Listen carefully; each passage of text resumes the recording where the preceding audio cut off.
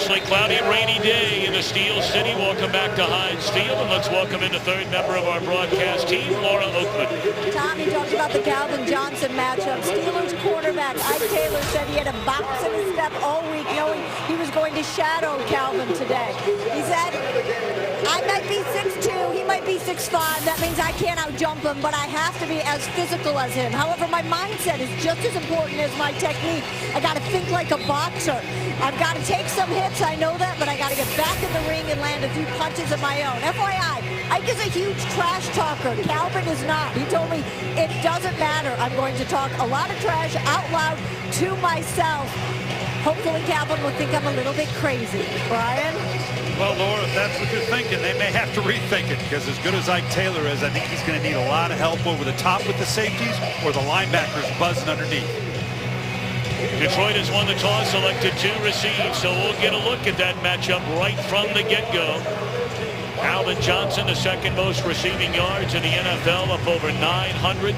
And the incredible game, of course, Brian, you were there in that thriller against the Dallas Cowboys. And what you've got to remember is, as great a game as he had, Reggie Bush was big in that game, and down the stretch, Chris Durham is the one that had the big catch that put him in position to score. So they've got a lot of assets. Lions still without Nate Burleson. They're hoping to have him back by Thanksgiving. So here we go. Michael Spurlock will take it back through the end zone, and that's where the Lions will put it in play in the 20. 25-year-old Highland Park, Texas native Matthew Stafford, 99 career touchdowns. And he enters the game 68 yards shy of breaking Bobby Lane's franchise record for passing yards. It's Stafford's 5th season, but his 4th as a full-time starter because he got hurt, you may remember, his rookie year.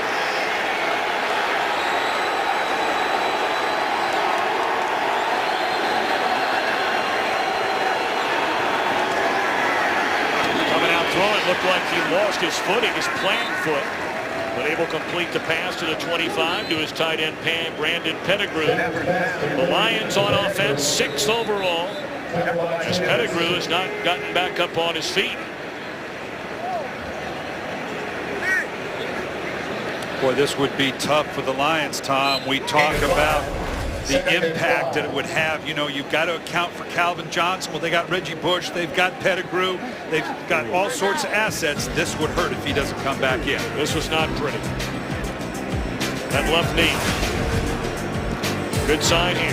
This game is sponsored by Southwest Airlines. Find our fares online only at southwest.com.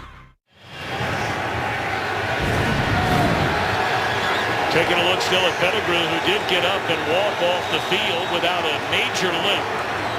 Well, they're taking a look at his left knee after the 5-yard completion, and this is Reggie Bush, a former Heisman Trophy winner out of USC. A gain of 3. Now the Steelers minus 2 of their best defenders today, in Brett Kiesel out with an injured foot, and Lamar Woodley out with an injured calf. Well, it's going to fall on Cameron Hayward and Lawrence Timmons to hold up that inside, and Troy Polamalu and Ryan Clark over the top of Ike Taylor is going to be a big part of limiting Calvin Johnson. Lions on 3rd down, the 7th best team in the NFL.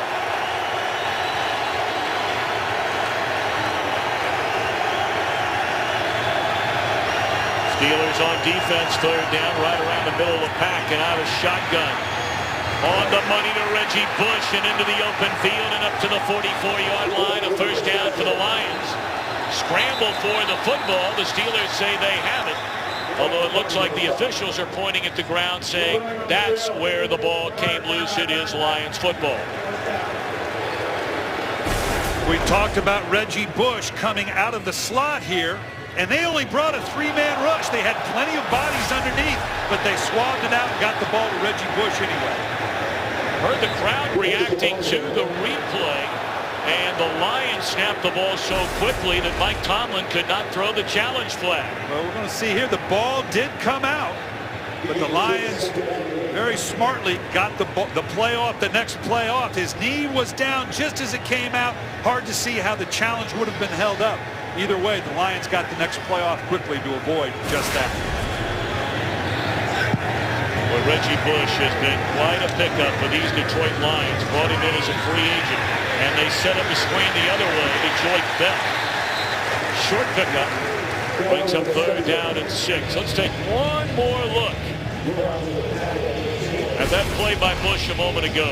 Well, this would have been big, just as it's right here. That knee is down right into here, and the ball has not yet come out. So the Lions obviously dodging a huge bullet there. Even with the review, looks like he would have been held on. Well, they spun the ball to 48, which means it's 3rd down and 7. And Bush to the sideline.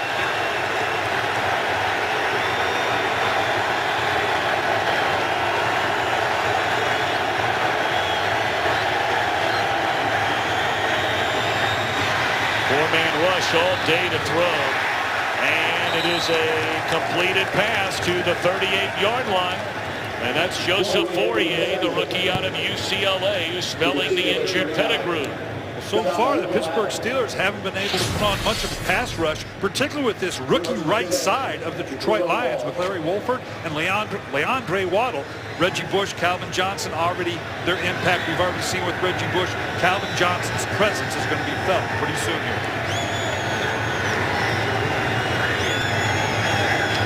Drive of the game, and Bush takes the ball from Stafford and not much running room. Let's check in downstairs with Laura. Just with a quick update on Brandon Pettigrew right now, Tom, they have done a serious tape job on that left knee. As you guys said, that's definitely what the injury was. You know how important a guy is to his team when the head coach keeps coming over saying, is he okay, and checking on him. Right now, Brandon's off the table, testing that knee with that tape job, but looking to get back in there. Pettigrew, big athletic, former #1 pick out of Oklahoma State. Bush once more gets the football and spins his way to the 31-yard line. It'll bring up 3rd down and a long 2 for the Lions on this opening drive. Tom, the running game of the Detroit Lions is pretty straightforward. They rely on the strength and the athleticism of Reggie Bush, and more importantly, his vision. It's primarily just a straight zone scheme. He sees the hole that he wants to go to and then can burst through it. 9th play of the drive. And Pettigrew is back in the game.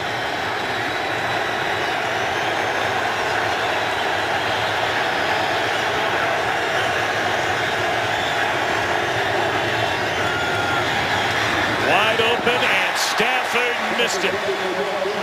That makes you wonder, Brian, is the football just slick enough that could have caused that errant throw by Stafford? Boy, Stafford's wishing he could have that back just a little bit over the top of the outstretched hands of Reggie Bush.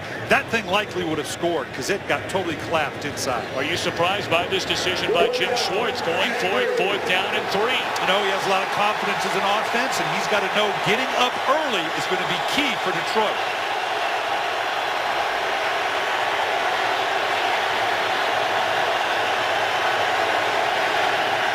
Three-man rush.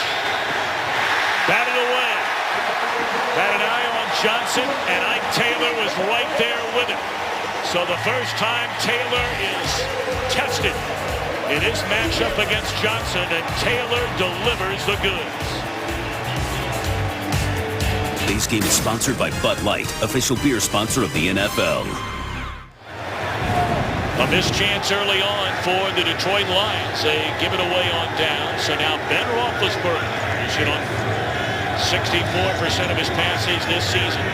13 touchdowns, 10 interceptions. They'll try and crank up the running game today. And a big hole for the rookie out of Michigan State, Le'Veon Bell.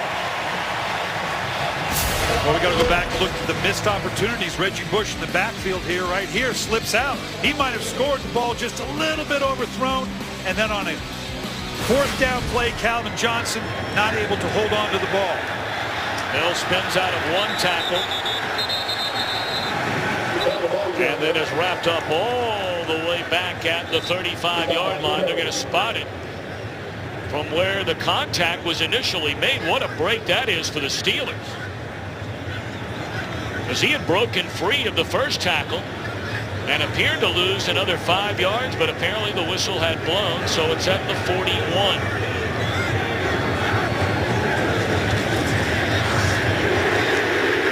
Heath Miller the tight end, who's been very quiet over the last month, drawing a lot of coverage from opposing defenses up to the 46, and an early third down for the Steelers. Well, obviously the Pittsburgh Steelers are trying to catch the Detroit Lions off guard with a hurry-up offense that we have not seen a lot out of the Pittsburgh Steelers. They are at home. Communication should not be a problem.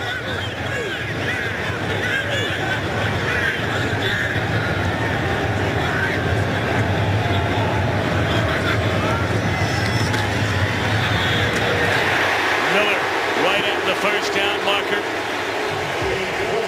They'll move the chains to the 44. Well, 18-yard pickup. Anytime you run a no-huddle offense, what you're trying to do is calm down the defensive calls. Maybe you can get more simplified pressure package. Maybe they'll check to a more basic zone coverage. Right now, Pittsburgh is in rhythm. Put it in the hands of Sanders, and that was read beautifully on defense. Coming all the way up to slow him down from the free safety spot, Louis Delmas. Todd Haley has certainly heard it from the fan base and the media since becoming offensive coordinator prior to last year. Some felt like he had major run-ins with Ben Roethlisberger, although Ben says everything's good now.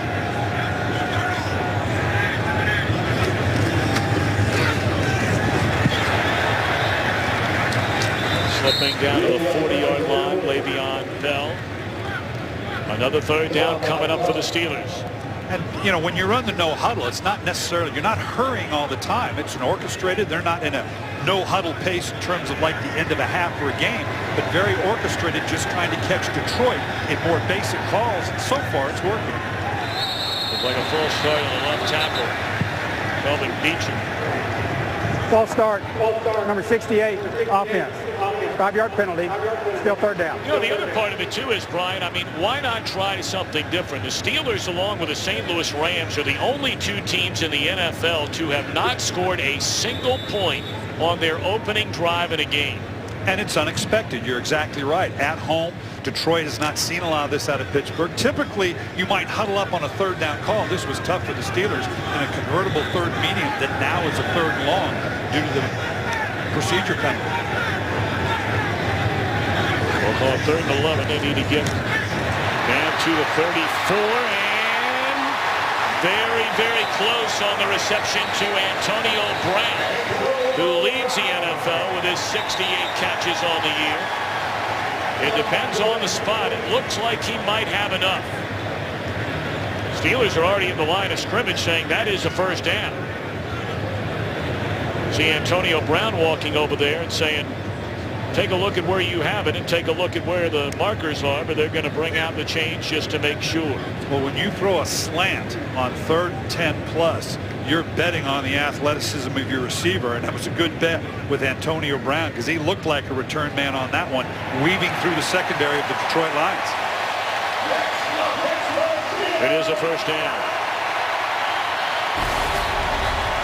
Now, we talked about Antonio Brown and the impact he can have on the game. That's just a quick little pick screen coming off inside. That's a long way to go to get a first down. When you catch the ball on the line of scrimmage, he's certainly up to the task. 68 receptions, the most by a Steeler through the first 9 games in franchise history. Today, the Steelers' 10th game of the season. And Roethlisberger cuts it loose. And slipping tackles it into the open field and into the end zone goes Antonio Brown.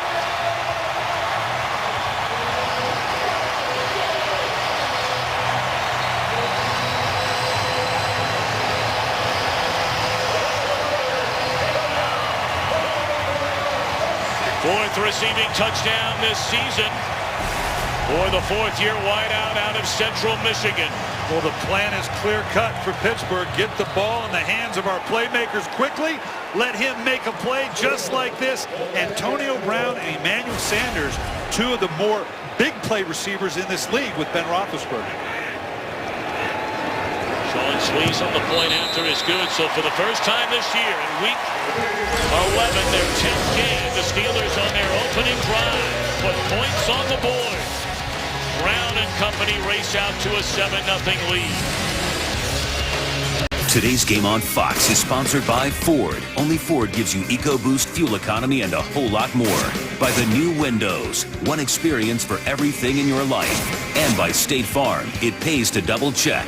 Talk to your agent today.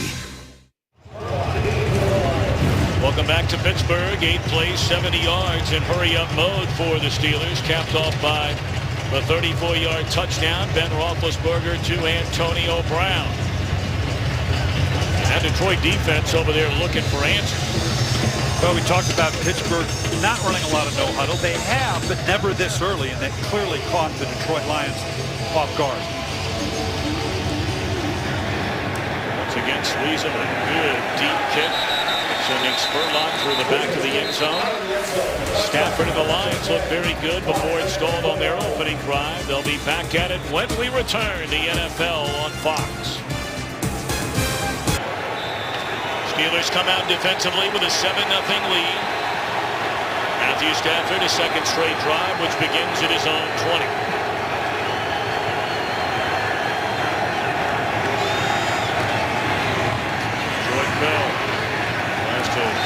Slip a couple of tackles, picks up a couple of yards. Now we mentioned the two big defenders on the Steelers side, Kiesel and Woodley, inactive today.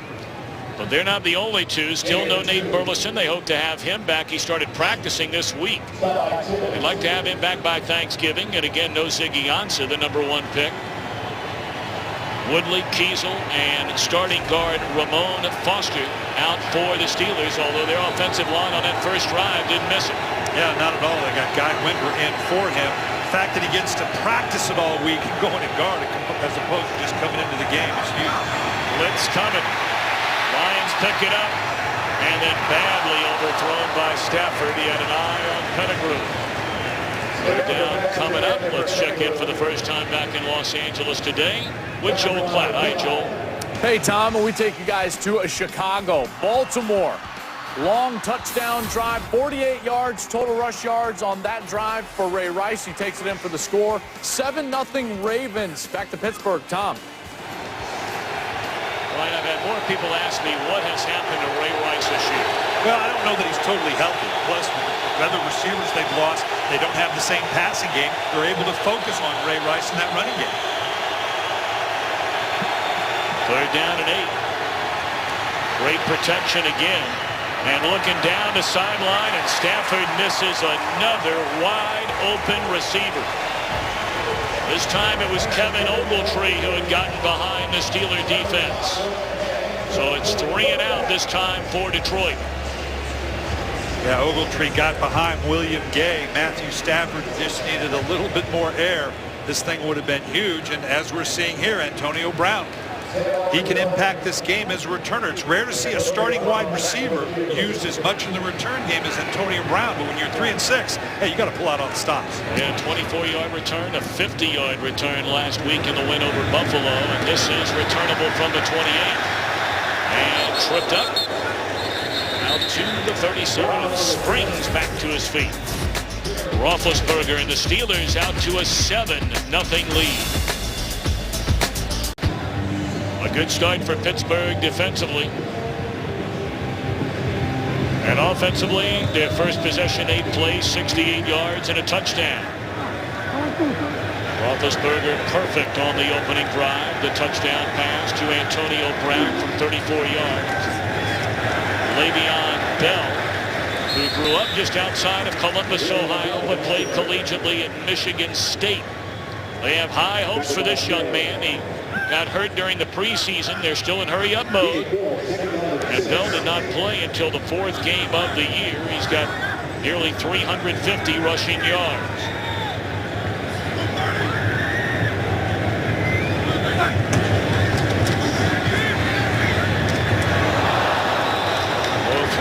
Like it should have been caught. Well, this is just good coaching by Mike Tomlin. Before that series, he told the officials, we're going to continue with the no huddle because you don't want the officials to get caught off guard all of a sudden by the pace of it. And obviously, they're going to stick with this no huddle until the Detroit Lions can stop them. Mike Tomlin, 41 years old, grew up in Newport News, Virginia. Played collegiately at William and Mary College. Hard to believe it's already his 7th year as head coach of the Steelers. Roethlisberger, a pocket into the arms of Antonio Brown to convert on 3rd and long. Well, whether it's no huddle or the design of the Detroit Lions, they're not getting home with this 4-man rush. They only have 15 sacks on the year, and Ben Roethlisberger can extend the play all on his own, even if you get a good rush on him. Right now, with the 4-man rush of the Detroit Lions, they're not getting anywhere close to Ben Roethlisberger. They may have to dial up a little more pressure from the linebackers, or maybe bring one of these safeties off the edge. First down Steelers at the Detroit 47-yard line. He's telling us right here he may be getting ready to do just that. 4-man rush, and Roethlisberger steps up and finds Antonio Brown inside the 15 to the end zone.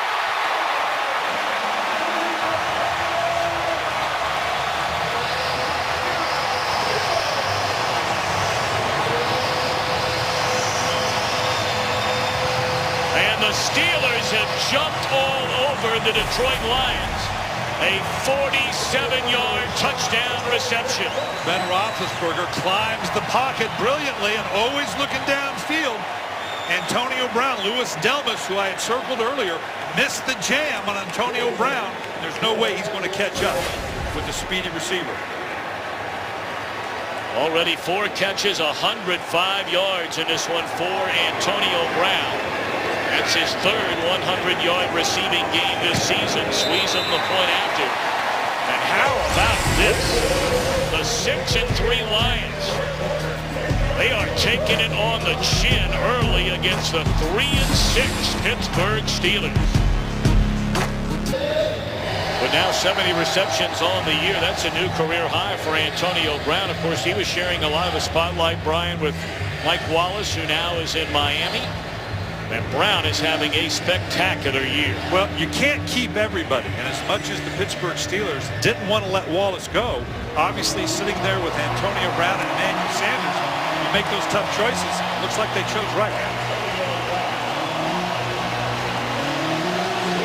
These Lions have to be stunned. Steelers have had the ball twice, and in the blink of an eye, a 14-0 lead.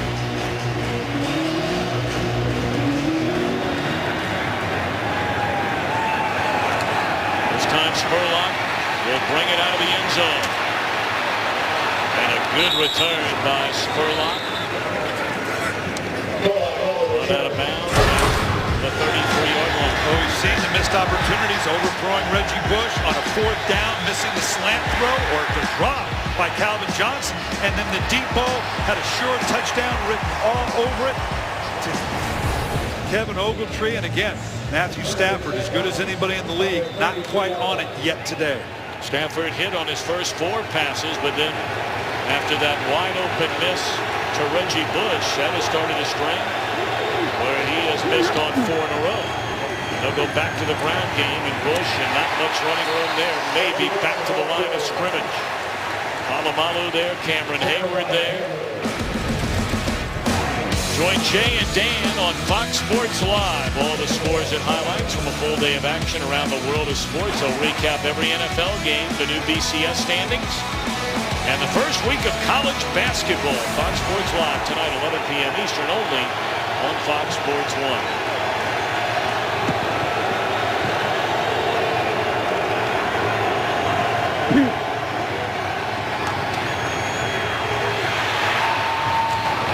Throw into traffic finds Durham, and he's a couple of yards shy of a 1st down up to the 42-yard line. And you just get the feeling if momentum means anything, Brian, and we know in football that it does. Granted, only 3 minutes left in the first quarter, but this feels like an important 3rd down for the Lions. It does, because they have to stem the emotion of the Pittsburgh Steelers at home. And this crowd, kind of a late arriving crowd, a little subdued early, but they've gotten into it now with the Steelers coming off on a quick start.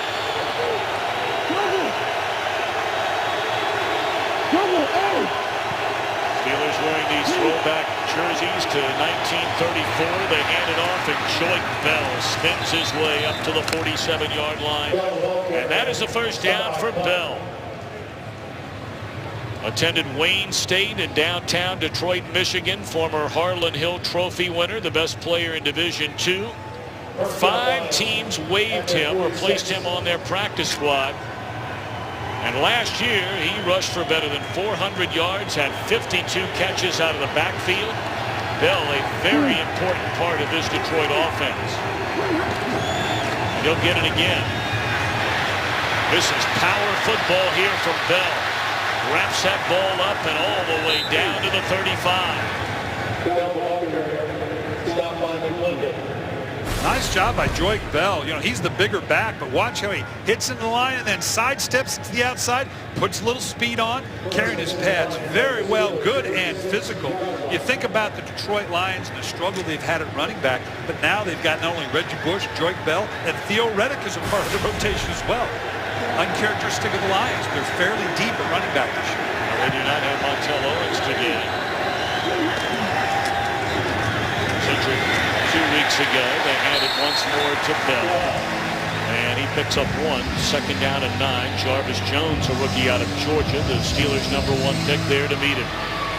We're seeing Detroit almost exclusively a 3 wide or a spread out alignment. You do not want to play a Dick LeBeau coach defense in the box. And by that I mean get in 2 backs or get it all bunched up. They have at it with that front 7 of theirs, very multiple. You want to spread them out and isolate them just like they're doing right now with Reggie Bush up here at the top. Here we go. Go. First catch of the game by Johnson. Slips by Taylor and then carries down to the 19-yard line. I talked about how Ike Taylor's going to take on Calvin Johnson. If he plays off like this, typically there's somebody underneath that needs to buzz underneath it, because you give him this kind of cushion with nothing else underneath, Calvin Johnson's able to take the ball and out-muscle you down the field for big yardage. That will be the final play in the opening quarter, a quarter completely dominated by the Pittsburgh Steelers. 14-0. But Detroit knocking on the door. You're watching the NFL on Fox. First 9 games this season in the opening quarter, the Steelers, the fewest points scored in the NFL, 19 in those 9 games. 14 on 2 drives today. Stafford pump fakes, now looking to the end zone. And it's incomplete. That is excellent coverage by Taylor. You know, we talked about Taylor before this game got started. And you looking back at the job he has done on some of the best receivers in the NFL this year. A.J. Green, 6 catches, 41 yards. Brandon Marshall, 5 catches, 52 yards. And Torrey Smith of Baltimore, who's led the world in receiving yards, had 3 catches head-to-head against Taylor.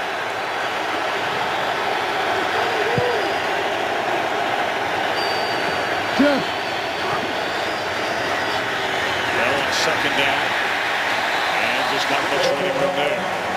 Let's check in quickly before 3rd down with Joe Platt in Los Angeles. Yeah, Tom, severe weather in the area in Chicago, so the Ravens and Bears will head in. The game has been suspended indefinitely with that severe weather, and we will let you know when they resume. Worth the note, Baltimore had a weather delay in Week 1 at Denver, so the 2nd time they're dealing with this on the season. Tom. Ravens are going to wonder now, the lights going out in the Super Bowl and now the weather, there's a higher force involved here. 9th play of the drive. 3rd down. And Pettigrew a little too tall off the fingertips. That should have been a touchdown. We'll have to take another look at that one, but Stafford just slightly off on his biggest throws today. Doesn't take much, and you talk about slight, it is just that. Excuse me, he's on the inside in here. They spread it out right over the top, needed to bring it down just a little bit. Normally Pettigrew would bring that down, but a little flat, a little high. They're lucky that wasn't intercepted after being tipped up. I don't think you could categorize that as being a drop. 35-yard field goal try, and it's off the upright and good. 4 misses already this year for Akers, and he's thanking a higher power after that break. Today's game on Fox is sponsored by Chevrolet. Find new roads. By Citizen Echo Drive. Fueled by light, it never needs a battery. And by AT&T. Rethink possible. The Primanti Brothers sandwiches, a signature with stuffed French fries here in Pittsburgh. They started those chains the same year the Steelers were born by founder Art Rooney back in 1933. I had strict instructions from my wife and my cardiologist to behave myself in Pittsburgh this weekend. I was told by my wife to double up. So what does that mean? You're young. Or maybe she doesn't like me as much. A 14-3 game. And Felix Jones will take a knee.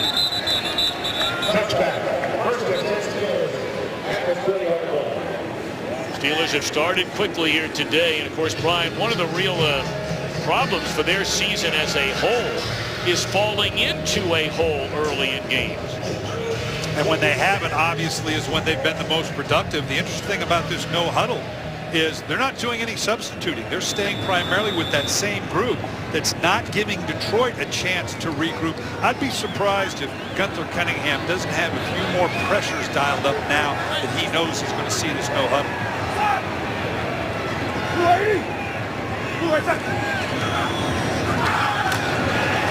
Well, they give it to Antonio Brown, and that did not fool DeAndre Levy.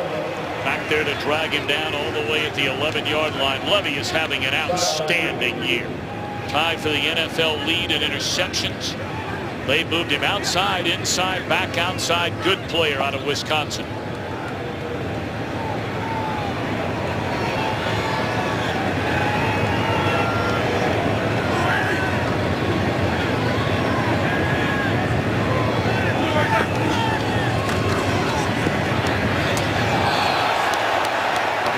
Getting tangled up. Brown looking for a flag there with Rasheed Mathis.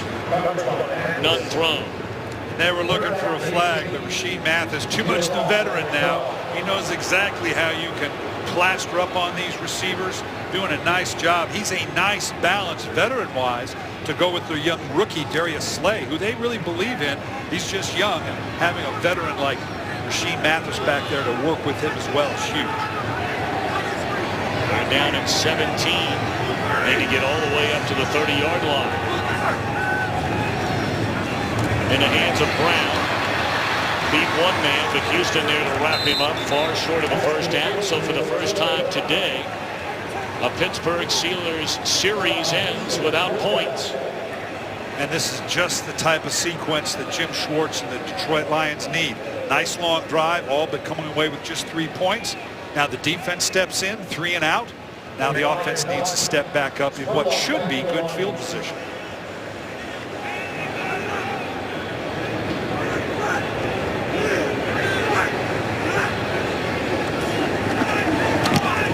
Matt McBride. Very short punt and then picked up on one bounce by Spurlock. And picks up nice yardage. Pushing and shoving, a little jawing going on over there. Calvin Johnson and the Lions slow to get started here in the Steel City. 14-3, the Steelers in front of the Detroit Lions. And Brian, look, we see the Lions a lot. And you know what a lot of their fans are saying right now? Here we go again. One of those kind of games where you come in a favorite, even on the road, a game you really, really need. And a long way from over, but a slow start. Yeah, they're not panicking here. They're all right. I'm a little surprised. They're going to have to adjust defensively to this no huddle because right now they're not getting a lot of pressure on Roethlisberger. Reggie Bush with a flag down. Bush fumbled the football. It's picked up by the Steelers. Lawrence Timmons racing the other way is run out of bounds by Stafford. Now we have a lot of things going on here. A flag was down originally on the play right in the middle of the field. Was Bush down? Did he fumble? Walt Anderson, our referee, with many questions to be answered.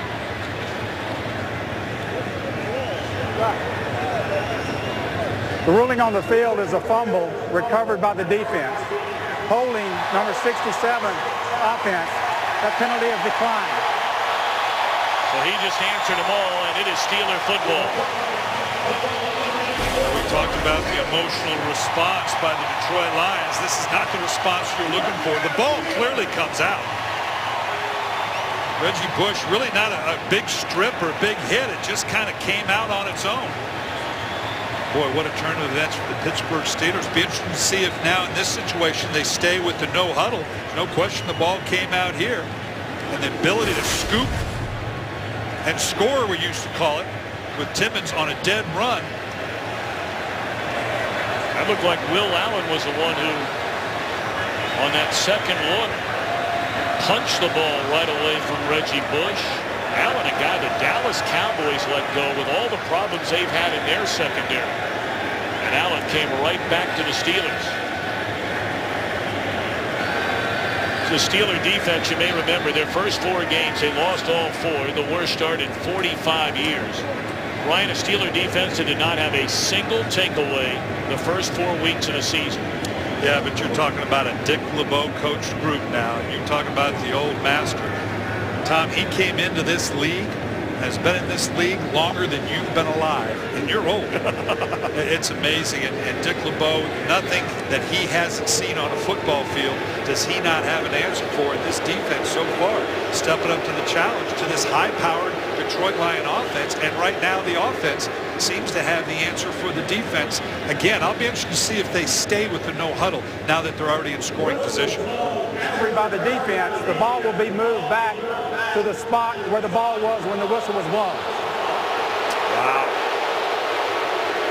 Boy, go figure. Dick LeBeau's wondering how, the old Aaron Whistle. I wonder how many Aaron Whistles has got him before in all the time that he's been in this league. They still get the ball, but obviously without the great field position that they would have had. Dick LeBeau, 76 years old, grew up in London, Ohio, was a two-way player on Ohio State's national championship team going back to 1957. The Cleveland Browns, coached by Paul Brown, drafted him in the 5th round that year and cut him. Was picked up by the Lions and became a Hall of Fame player. And look what he has done as a coach here in Pittsburgh with this Steeler defense. Well, apparently, I'm not quite clear why the ball never heard from Walt Anderson. If it's the interim whistle, it should have been when the ball was recovered. Well, we're wondering just like you were wondering. And Roethlisberger just flips the ball to Heath Mueller, and that'll be a gain of almost 10 on first down. How about the improvisation right there of Ben Roethlisberger? This is classic Ben Roethlisberger. He starts to step up in the pocket. He hasn't had to do a lot of this given the rush. They are bringing secondary people now. We said they need to bring more pressure, and this is classic Ben Roethlisberger. I've never seen a player in the history of this league get more productivity out of fewer throws and in that way than Ben Roethlisberger. Dominican Sue is going to wrap up Felix Jones on first down. Hey, Brian, I want to ask you a little bit about Sue and Fairley. Much is made about these guys, talk about them being dirty players and on and on and on. That's not what I want to ask you.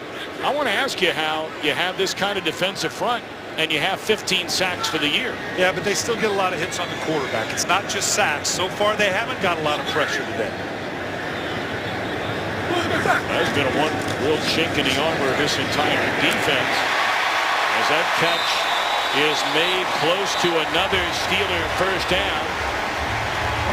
And that's Marcus Wheaton, the rookie out of Oregon State, with just his 4th catch of the season. Yeah, he's going to spread it around out here. We talk about Sanders and Brown. All of a sudden, the one-on-one coverage, you saw everybody else doubled up.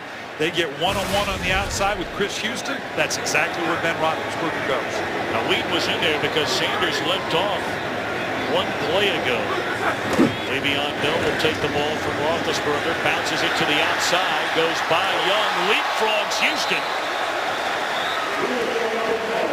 How about that show of athleticism from Le'Veon Bell? He just figures, I'm just going to jump over the top of this guy. I'll ask it again. When does it occur to you to do that? When does it occur to you that I think I can go exactly over the top of the guy? That can sometimes turn out bad if Houston stands up just a little quicker. Right there, DeAndre Levy was given a pretty good blow. It was a nice move, but he's feeling it right now. For second down and 6.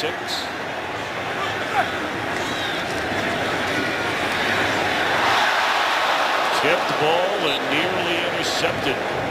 Right through the hands of Le'Veon Bell, who is a very dependable receiver out of the Steeler backfield. Yeah, Ben thought he was going to get a touchdown here. The ball bounces up, and that thing is up in the air for an eternity for a quarterback. You know, the weather today is certainly a factor. These are strong-arm quarterbacks with big hands. I don't know that we can really look at the weather and say that's the reason for a couple of the miscues, a number of them by Matthew Stafford, that last one by Ben Roethlisberger. Well, third down and 6, and the Steelers are going to call timeout. Already leading 14-3. You know, the Steelers, we started to talk about beginning this year at 0-4. They had a bye week. They've won 3 of their last 5, including last week against Buffalo. Now, when you're 3-6, you figure your chances of getting into the playoffs are not very good. But all of a sudden, a 6-2 Cincinnati team has gone to 6-4. That is a huge game inside the division in Cincinnati today. The Bengals against the Browns. And weather delay, albeit the Ravens off to a big start in Chicago. So the Steelers feel like they have a shot.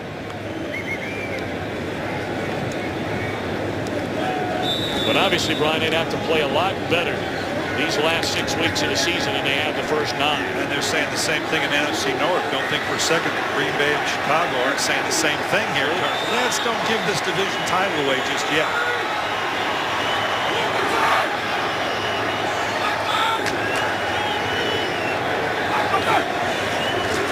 Four-man rush. And Roethlisberger just throws it away. At the last instant, Israel Adonijah and Sue putting a little bit of heat on Roethlisberger, so out comes the field goal unit. And that's a clear-cut win for the Detroit Lion defense. Remember the previous series, they had a 3-and-out, put in great position for the offense. Then they get the fumble by Bush, now get put on a short field and answered, holding to Pittsburgh to just 3 points.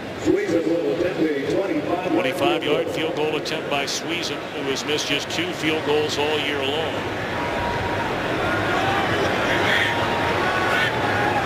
Snap, good hold, and a good kick. It began with the takeaway.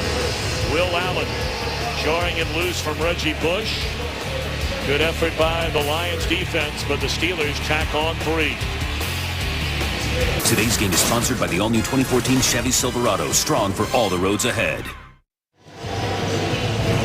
17-3 in favor of the Pittsburgh Steelers. And Brian, I guess we were able during the break to get a little clarification on what may have happened on that fumble and then the subsequent return. We thought the inadvertent whistle was maybe at the recovery, which would have brought the ball all the way back near the 40. Evidently, the errant whistle was further down on the return. That's why it only made a few yards difference. There would have been a 31-yard differential from where they recovered the fumble as opposed to when the whistle was blown during the return. Spurlock brings it up to the 21-yard line. You have a hard time, though, hearing the whistle. You be the judge. But obviously they didn't hear as the ball comes out. Had there been the whistle here, the ball would not have gone back to Detroit. Review would have shown it was clearly a fumble, that Pittsburgh came up with the ball. It would have been spotted there. But somewhere along here after the return, as Timmons going down the field, for some reason the whistle was blown earlier, and it just came back a couple yards. Bush over on the sideline. Joey Bell is in the game. They fake it to Bell. Stafford looking down the field for Calvin Johnson. He's got it to the 35, and Johnson is gone to the end zone on the first play. A touchdown.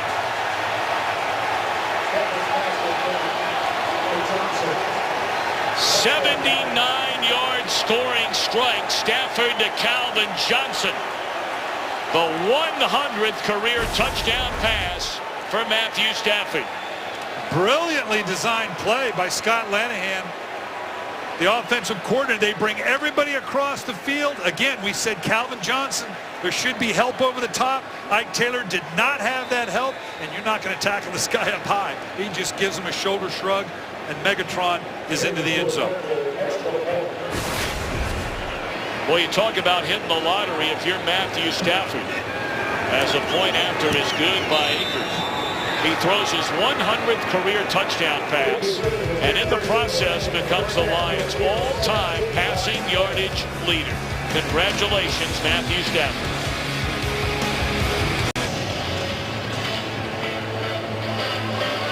(17-10), Steelers in front.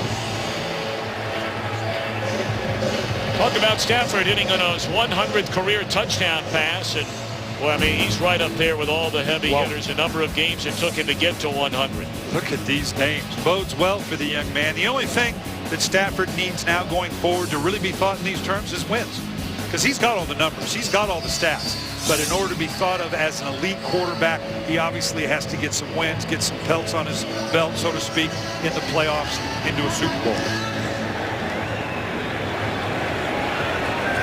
That one booted through the back of the end zone.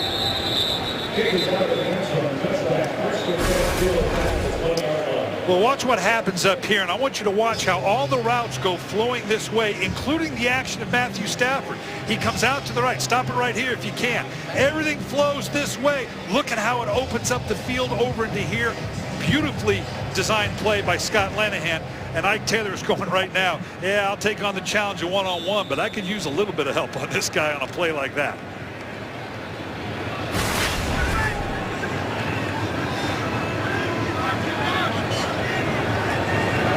17-10, Steelers with a lead and the ball. 10-13 to play here in the second quarter.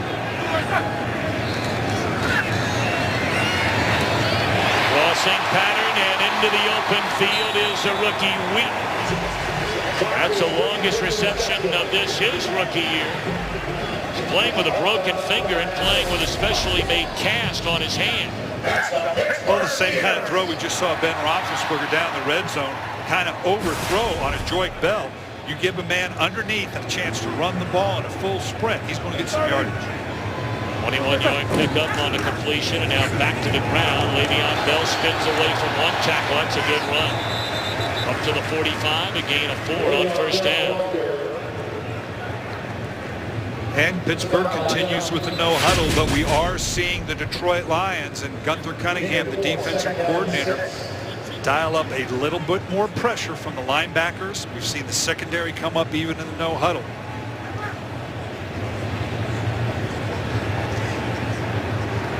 Dominican Suh shaken up on that last play.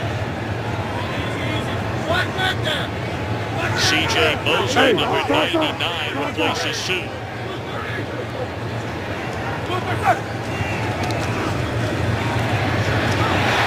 Le'Veon Bell inside the 30 with a man to beat. Caught from behind by Levy. It's first down, Pittsburgh.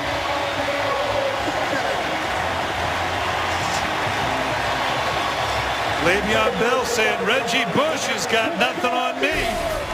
They'll take him out, coming right out of the backfield, give him a quick little slant route. The linebacker over pursues to the outside. One of the things they've talked about is the great hands that Le'Veon Bell has. Obviously, he's that compact big back that the Steelers covet, but he's also got excellent hands.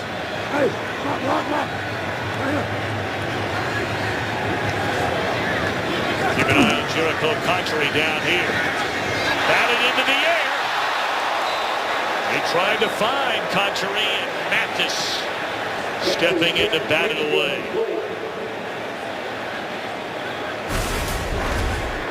Yeah, you're going to see Mathis come in here. He falls off with all these crossing routes. And this is clearly what Pittsburgh wants to do. The ball's batted up. Rasheed Mathis, of course, that's why he plays DB. If he could catch the ball, he'd be a wide receiver. Not many opportunities like that. That was Tulloch who was in coverage here on Jericho Cotchery. There's 4 touchdown receptions in the last 2 games.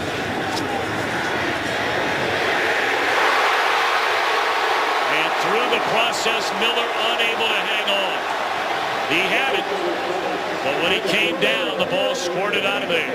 And it's fitting the through the process was invented by Calvin Johnson and the Detroit Lions.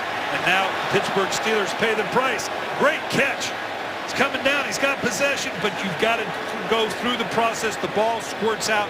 Right now, the fans are saying, wait a minute, that's a touchdown. He broke the plane. He does not complete the process to the ground all the way through the catch. Good call. Big hit there by Quinn and knock it loose. So now 3rd down and 10. Steelers can get a first down at the 2-yard line. And Roethlisberger for the first time today is sacked, and it's Nick Fairley who is the first man there.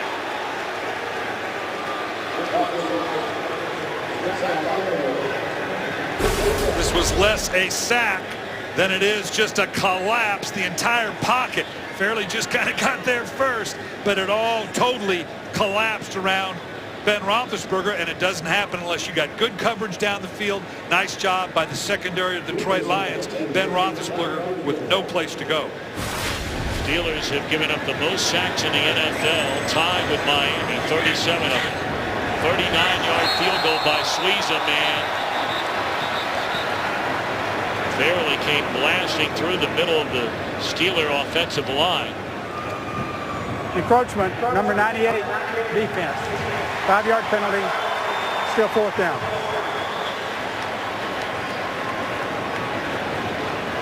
Fairley thought he could get a jump on that, just like he did last week to break up that 2-point play that helped the Chicago Bears, or stop the Chicago Bears from tying up the game against the Detroit Lions just a little bit early that time. 39 becomes a little bit easier. 34 yards now for Suiza.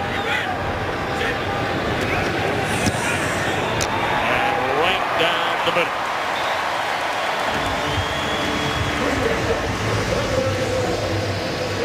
(20-10). Was Bobby Lane until today the all-time leader in passing yards and franchise history. Traded to the Steelers and said the Lions will not win again for 50 years. Interesting to note, the 50th year was the year they went 0-16. So it officially came to an end that year. Well, you talk about, I mean, just so many weird sort of connections. Of course, Matthew Stafford grew up in the same neighborhood. In fact, grew up on the very same street that Bobby Lane grew up on in Highland Park, right outside of Dallas, Texas. And here he breaks his record today. And being a Texas schoolboy, has heard the Bobby Lane stories his entire life. Believe me, being in that company for Matthew Stafford means a lot. Coming from where he grew up in Texas, all that Bobby Lane has done, and obviously with the Detroit Lions. Well, it was Bobby Lane who led the Detroit Lions to a win here in Pittsburgh back in 1955. The Lions have not won here since. Now, granted, they've only played 9 games. They've gone 0-8-1. Stafford directing that quick strike, 79-yard touchdown to Johnson a moment ago to become the all-time yardage leader. And on his way to breaking Lane's record as well for touchdown passes in a career.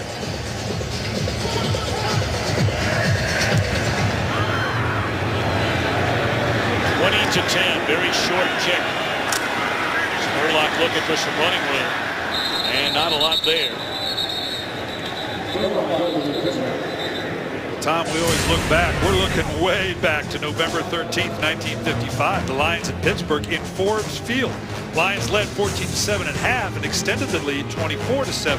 Did the Steelers fight back with 21 points in the 4th quarter? The Lions hold on for the win, 31-28. Wow. You weren't even alive. No, I wasn't. Well, you called me old earlier. I was 1 year old. And I'm real old.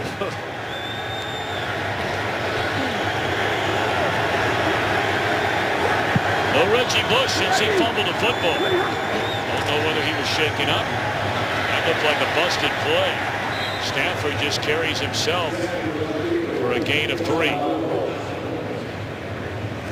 Well, Dick LeBeau, boy, he's so sound, and you know he made it real simple for us. It was simple as a screwdriver. Find the guy that's open, get to him, and for defense, get the guy with the ball on the ground. That last big play to Calvin Johnson. Like I always say, don't cover the decoy. You know, they covered all the decoys. They couldn't find Calvin Johnson.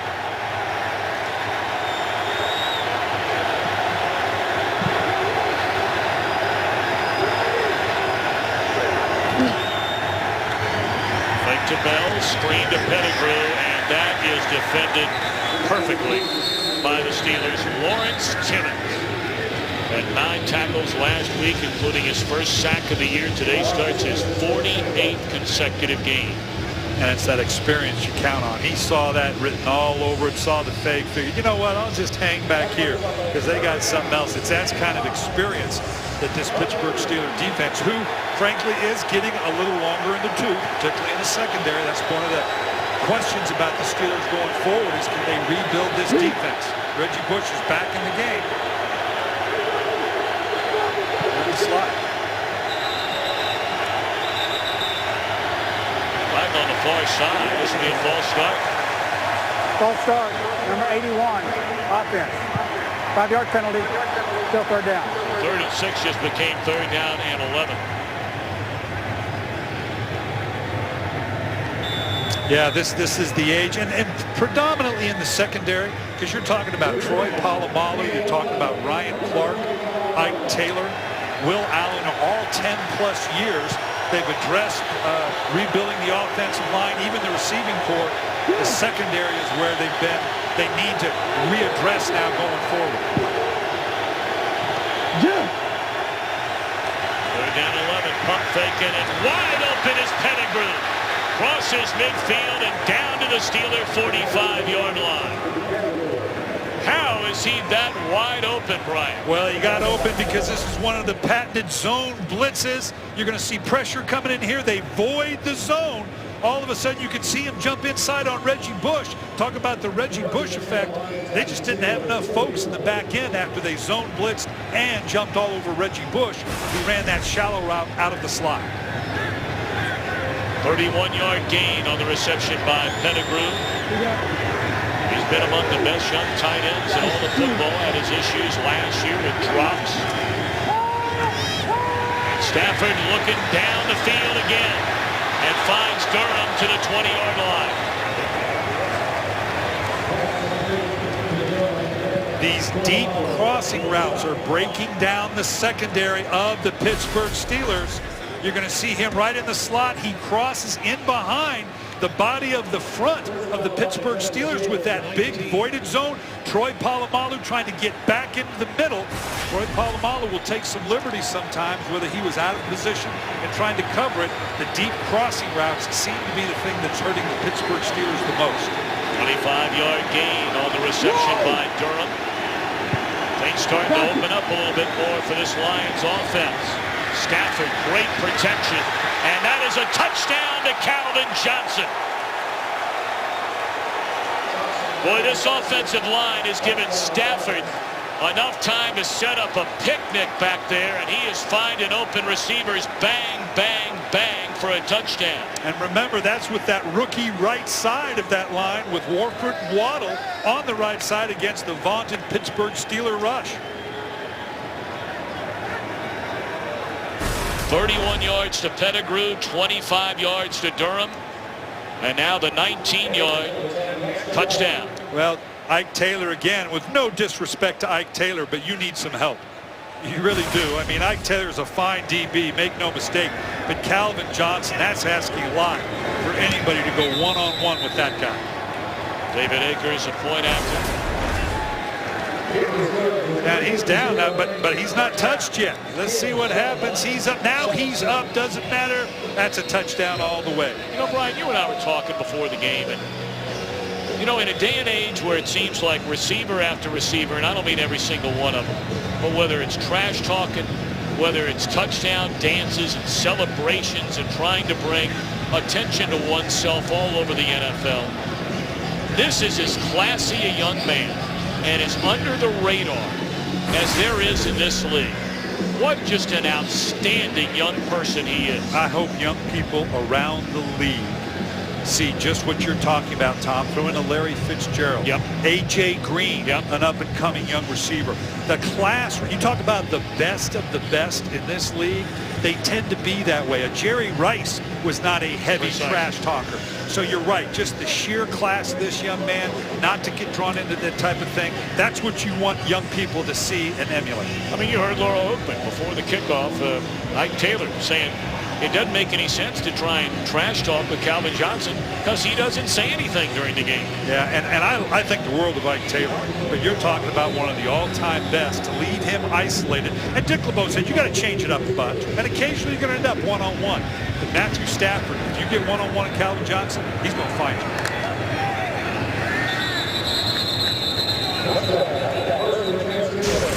We look through the history of football. Bambi.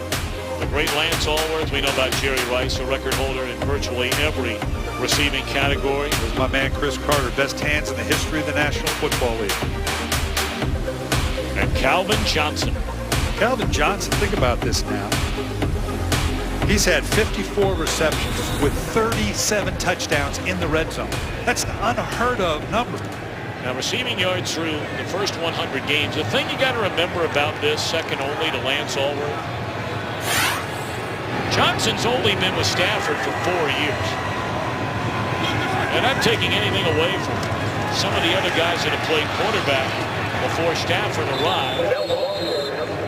But when you consider the fact that Johnson now in his 7th season went through his first really 3 years, if you include the injury to Stafford, with a lot of guys that aren't even starting in the NFL, it is astounding the numbers he's putting up. It is. And in fairness, the rules are a little bit different. Yep. I think Calvin Johnson would have been okay with the old rules as well. I don't think it would have made any difference. Second down and 10. Roethlisberger. Dangerous throw. Good defense there by Houston on Antonio Brown. Let's check in downstairs with Laura Oatman. Tom, as the Steelers offense tries to put together a drive with just over 3 minutes left, they're doing it without Emmanuel Sanders. He's not on the field. He is questionable right now with a right foot injury. And the Steelers start out 3 for 3 on third down. They're now 0 for 3 on their last third downs. That's where this has stalled a little bit now. I noticed they're now huddling on third down instead of extending the no huddle. Lions are thinking about a 3-and-out and getting that football one more time before the half. Lions with all 3 timeouts remaining. And they're going to get the ball. It is a 3-and-out for the Steelers. And all of a sudden, after they were standing and cheering here at Heinz Field, the Boo Birds are raining down from the seats. Well, you remember it was a 3rd and long that Antonio Brown took a quick hitch to the outside and went the distance with it. They've tried it 3 more times on a 3rd and long and have not got the 3rd down conversion. They need to think of something else down the field. Clock running, 2:45 to play. Of course, we have a 2-minute warning, and the Lions have all 3 timeouts remaining. Returnable for Spurlock. And is tripped up at the 38-yard line. Fox tonight, the next evolution of cop drama is here. Don't miss the groundbreaking show the critics are raving about. Almost Human. Our 2-night premiere begins tonight, 8 Eastern, 7 Central, only on Fox. Last time I did that, I mentioned that there's an almost human Calvin Johnson. I revised that. He's not human. This guy is something special. 2:31 to play until halftime. Steelers have led right from the get-go.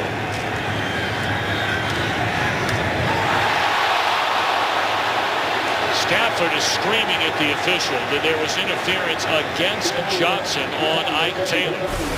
And he threw it right into Taylor's hand. This is just a nice job of Ike Taylor recognizing what kind of route it was. They love to clear out and run Johnson on a little inside route. Ike Taylor watches film as well. He beat Johnson to the punch on that one. Matthew Stafford can play all he wants. But you know what? He has as much right to that spot as does Calvin Johnson. Second down. And Johnson comes back to get it. He beat Taylor that time on a beautifully thrown ball. Down to the 39-yard line. Clock continues to run. That's just the classic what Matthew Stafford tells us. Just because he's covered doesn't mean he's not open. How many times have they worked this in practice with that little bit of a back shoulder throw using the sheer size? Right now, Ike Taylor's going, come on, man, you're killing me. I need a little help here. We have reached a 2-minute warning. Lions down by 3. Calvin Johnson, 137 receiving yards, couple of touchdowns. Antonio Brown on the first two Steelers possessions with touchdowns. But now all of a sudden the Lions, who took that punch in the mouth early on, falling behind 14-0. They're coming right at him with Joy Bell on the screen. Inside the 10 to the 5, and Bell is run out of bounds at the 2. Big Larry Warford, the rookie right guard out of Kentucky, leading the convoy. Just watch Joy Bell. This is a beautifully timed screen, and that's the key to screens. Do they time up? Sucks in the defensive line of the Steelers. Everybody downfield has their back turned to it. You see these big linemen. Look at that's a lot of beef down out in front of when you can see Larry Warford, the rookie, out in front that far down the field. Joy Bell, an excellent receiver out of the backfield, making hay for the Detroit Lions. Now first and goal. And it's still Bell in the backfield. They're going to throw the jump ball. And out of bounds is Calvin Johnson.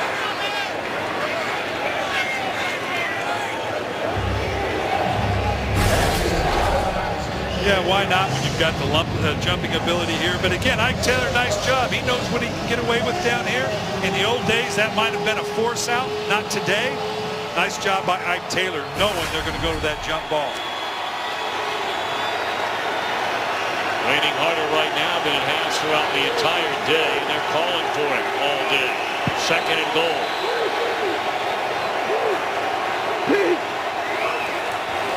Bell to the end zone. And once more, it was Warford leading the way. Joy Bell, his 5th rushing touchdown, and the Lions lead for the first time today. They've come all the way back from 14-0 down. Excellent job by the left side. Watch Warford come around here on that right side. That's a lot of beat. That's 6'3", 340 pounds.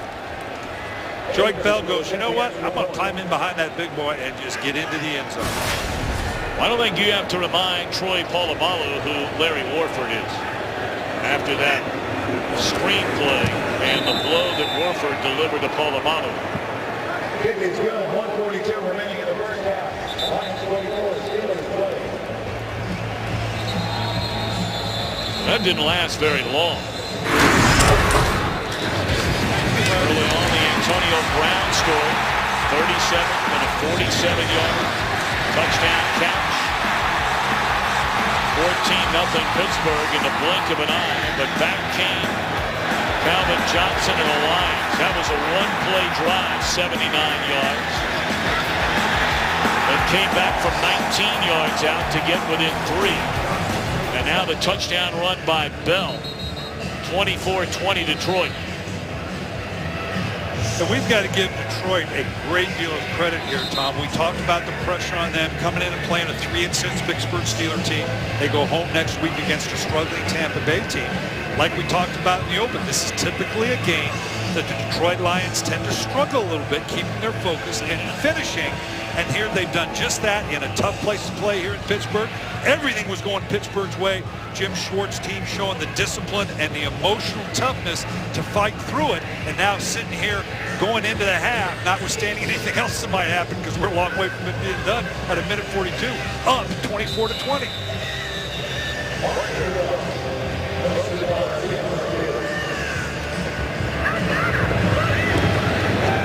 The Steelers still have plenty of time.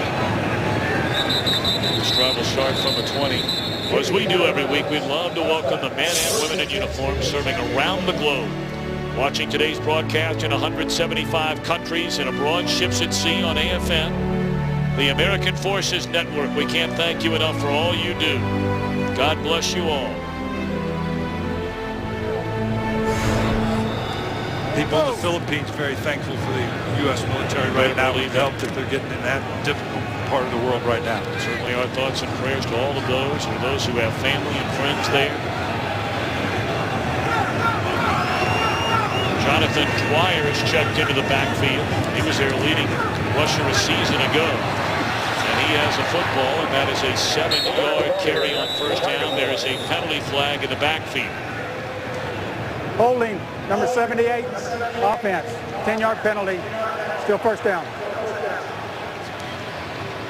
Well, they've taken that new starter at left guard, Guy Wimper, and he's seeing every bit of Ndamukong Suh and Nick Fairley and kind of caught up with him here. They're putting one of the two over him on every snap to challenge this new starter on the left side of the line. Well, they ran it on first down. You surprised they're not putting it up?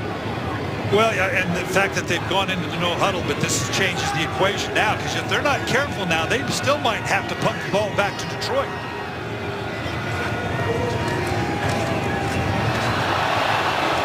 That is caught by Jonathan Dwyer.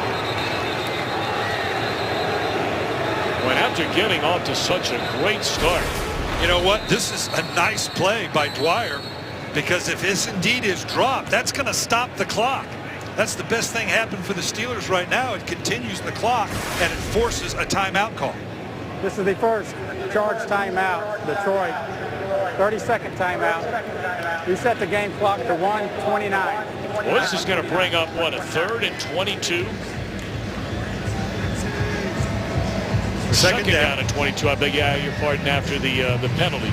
Well, right now, let's check in quickly with Kurt Menefee to see what's happening on the Visa halftime. Coming up on the Visa halftime, can the Bears pull off the win against the Ravens even without their pilot, Jay Cutler? Will the Jets take flight in Buffalo? And of course, Terry, Howie, Michael, and Jimmy will be here. Is that really what you do during the week?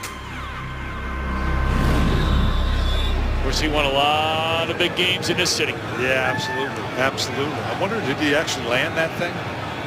That was a look he had on his face when he saw Swan and Stallworth down the middle of the field.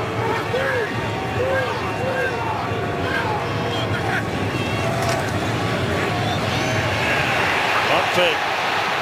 Flag down. Catch is made. Question is this going to be a penalty in the end zone? Which then would be an automatic safety. If they end up calling holding in the end zone, that's going to be a 2-point safety for the Detroit Lions. Holding, number 78, offense. That penalty is declined. Correction.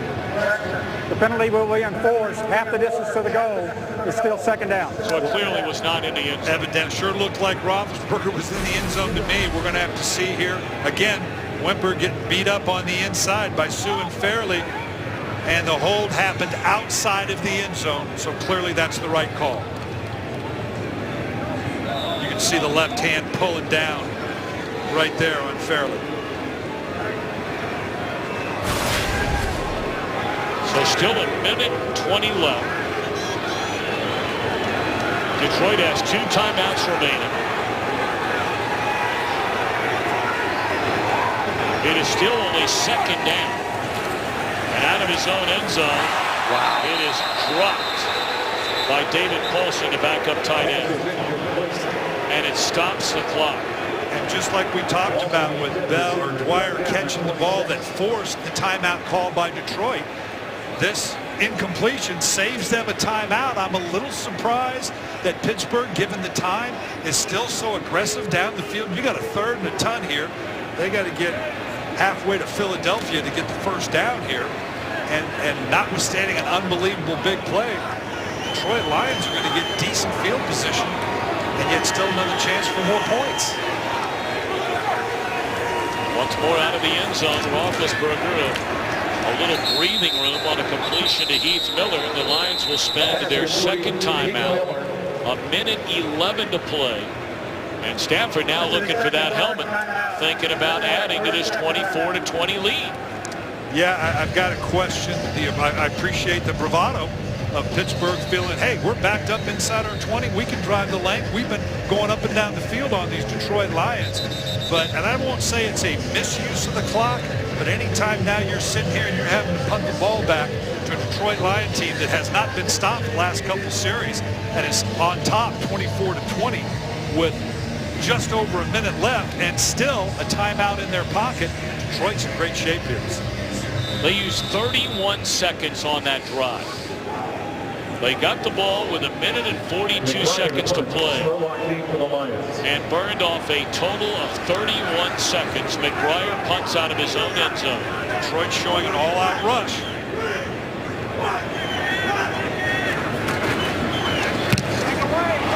And it is McBride fielded at the 42-yard line by Spurlock and run out of bounds at the 31. You may remember there's a penalty flag down now on the far side of the field right at the line of scrimmage. Wow, this could add insult to injury. Although you would not have him punt it again if you're the Lions. No, but if it's against the Lions, what does that mean? It looks like it's going to be holding. During the kick, holding number 24 receiving team. 10-yard penalty from the end of the kick. First down, Detroit. That's Deshaun Gomes, backup safety. Of course, the Steelers have already been through one punter this year who did a lot of this in Zoltan Mesko, and they cut him loose. Yeah, I'm not a golfer, but is this called a shank? I used to be a golfer, and I used to have a lot of these, so that's exactly what it is. And you can see it right there. It just comes off the side of the foot. Looks like that kicker at Northwestern last night with the 10-yard punt. I know. Well, my son-in-law and daughter went to Northwestern, but it was a bad punt. First down, and knocked down at the line of scrimmage. Well, Detroit needs, the bad thing about the penalty was they were already in field goal position to start, particularly with the amount of time that they had. They've got about 15 yards to go to get back into anywhere near a makeable field goal, so that's going to affect the play calling as well. That was a 20-yard spread, really, where they would have had the ball down at the Steelers' 31-yard line.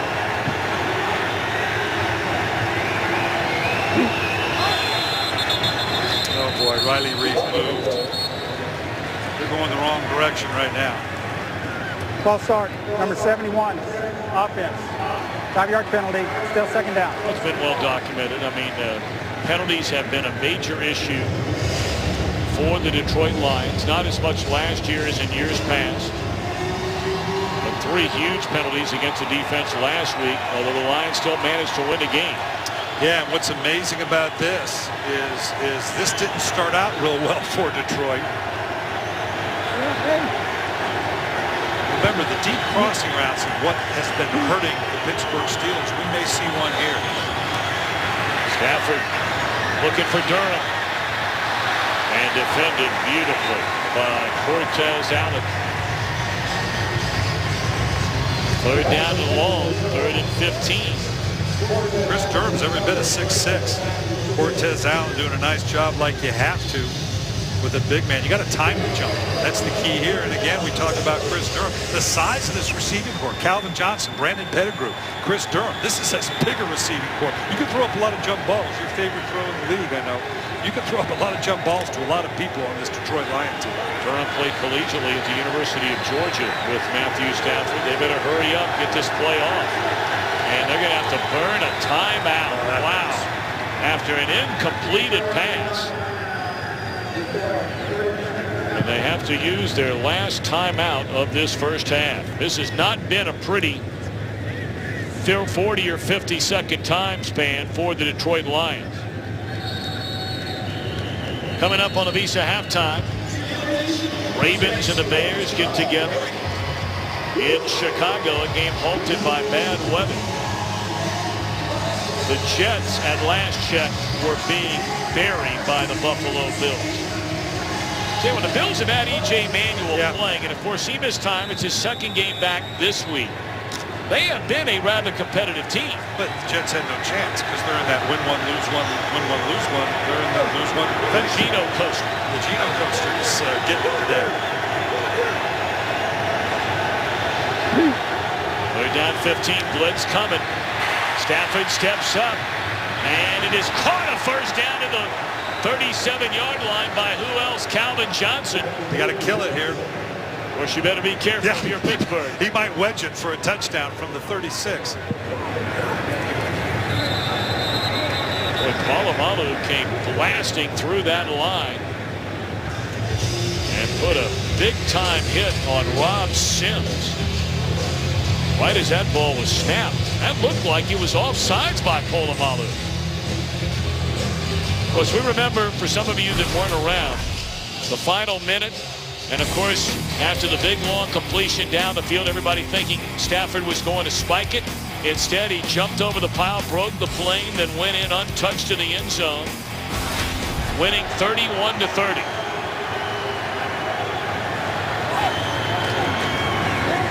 Malabulu coming. They pick up the blitz. Bell sprinting for the sideline. What a heads-up play there by Joique Bell. Brilliant play by Joique Bell. Like Le'Veon Bell for the Pittsburgh Steelers, these backs have excellent hands on both sides to be able to use them in this fashion and to have the wherewithal, obviously, to get out of bounds. Huge. Now they're in field goal position. They're out of timeouts, but there's plenty of time with 27 seconds. You still have time with a first down. They got the whole field. They can throw in the middle of the field and go up and spike it again. So they've got the full playbook available to them right now. Bell has 78 yards from scrimmage. He has played almost his entire first half after the early fumble by Reggie Bush. Defender fell down. Penalty flag comes in. Johnson makes a catch at the 5.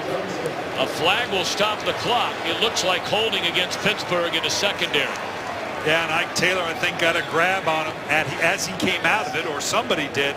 And what a stroke of luck for the Detroit Lions, or making their own luck, I guess, really, because Holding, the penalty number stops 44, the clock. Defense. That penalty is declined. Result of the play is completed pass. First down. If not for the penalty, Detroit would have had to come up and spike it again. Clearly the down and distance rely on that. With 21 seconds, they would have had a chance for one, maybe two plays.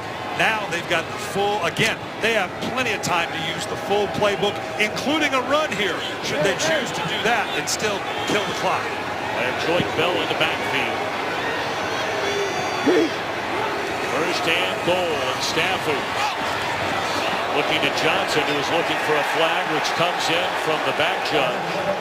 And that'll be against Taylor, which will move the ball half the distance to the goal line. I love Ike Taylor. One rather. Yeah, I love Ike Taylor. Pass interference. Number 24, defense. Foul occurred in the end zone. First down at the 1 yard line. You know, I love Ike Taylor, obviously, but as Laura said in the pregame, the fact that he was going to be all over him one-on-one, you got to rethink that one. This guy is just too good. And Ike Taylor's doing as good a job as you can do. That's pretty good coverage. Obviously got called there. This is heavy duty, having to go one-on-one on the outside. Take the handoff. Well, that's a dangerous throw there by Stafford. Was off balance, half his body turned in the wrong direction. And William Gay in coverage of Jeremy Ross. Second down and goal. Two things you don't want to do on the goal line: turn your back to the defense and throw flat over the middle of the field. They broke both those rules. Could have been dangerous. So on that note for Stafford, first game in his career, he's thrown for over 300 yards in the first half. Well, interesting. You got Reggie Bush and Calvin Johnson on the same side of the field. Yeah, Pittsburgh said, I don't like that. 30 seconds timeout. Pittsburgh. 30 seconds timeout. 300 passing yards plus today for the Lions in the half. And let's remember, it didn't start out well in that first quarter. It's darn near in a quarter and a half. What a great game. Look at this. And that's after being held. You know, in the pregame show, I had a chance. I was fortunate to be around a guy, Randy Moss, and a lot of comparisons on these two. Clearly both huge impact. Calvin Johnson probably a little more physical than Randy. Randy had that great ability to get that height off a dead run, but this guy, notwithstanding longevity right now, still got a little ways to go, is going to be thought of as among the greats in this game if he can survive a few more years. Now we got the same thing going here. We got Reggie Bush and Calvin Johnson on the same side. Maybe Reggie underneath with Calvin over the top. Second down and goal. Boy, you got to wonder, where in the world is that ball going? That is the second time a Steeler has just plain dropped the ball, and once more it's Ike Taylor. And it's just like we said, take Calvin over the top, but there again, Ike Taylor's been at it a long time. He knew exactly what they were going to do. He beat Reggie Bush to the punch.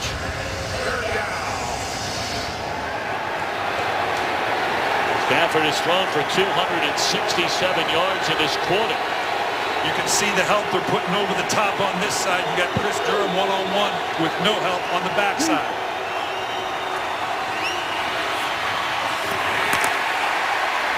That one batted down by Cameron Hayward, defensive lineman who dropped back into coverage.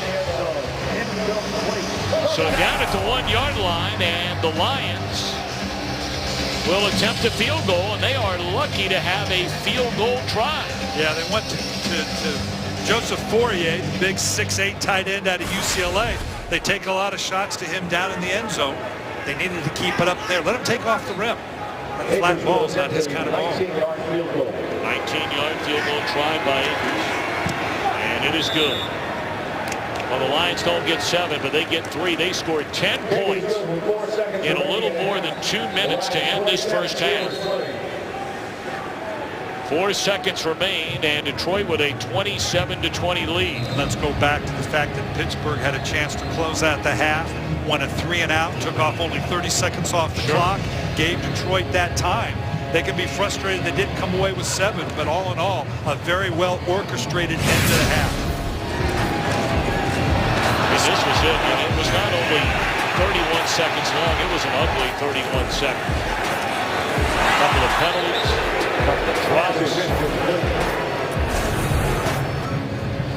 Brian, I think a lot of Steeler fans are watching and they're asking a question. How can you look so good on offense and you're running no huddle? Your first 3 possessions, you score 17 points. And then virtually an entire quarter goes by and you can't even get a first down. Well, let's give credit to the other side. Those guys get paid too. Detroit adapted. Gunther Cunningham, the defensive coordinator, started bringing pressure to the no huddle. They went a couple 3-and-outs. The offense responded, and when they didn't with the fumble to Reggie Bush, the defense stepped back in and responded again. So you got to give the Detroit Lions a lot of credit for emotionally responding to all of the things that happened to them in that first quarter.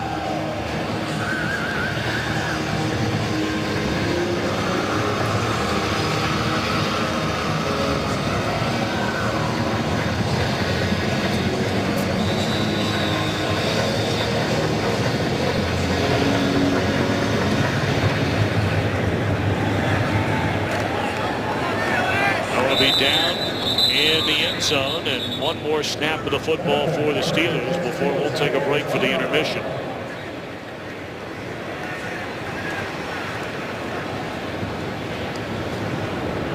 That's going to be an interesting second half, Tom, because the Steelers, all in all, if you'd have said coming in, obviously can't say what the circumstances were, that it would be a 7-point game going into the half. For a 3-6 football team, you'd say, okay, I'll take that. I can feel pretty good about that.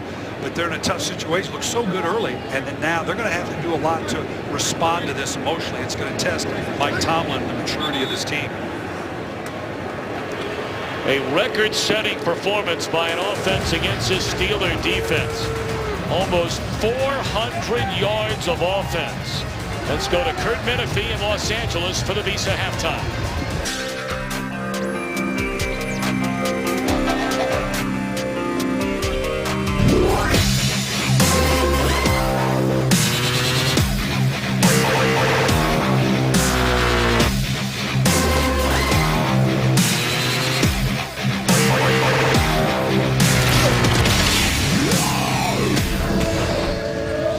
We invite you to follow your favorite team all season long. Just go to iTunes.com/NFL. Well, obviously Detroit coming back from a 14-0 deficit, finishing with a flurry.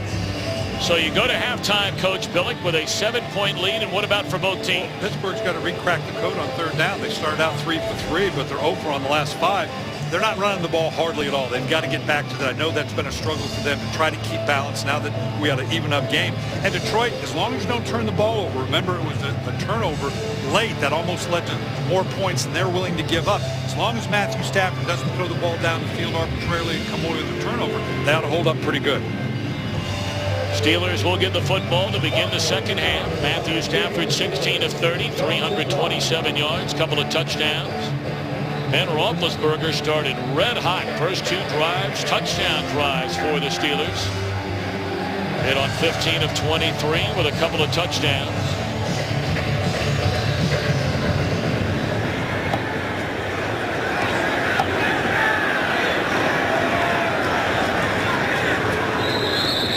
the return is brought up to the 18-yard line.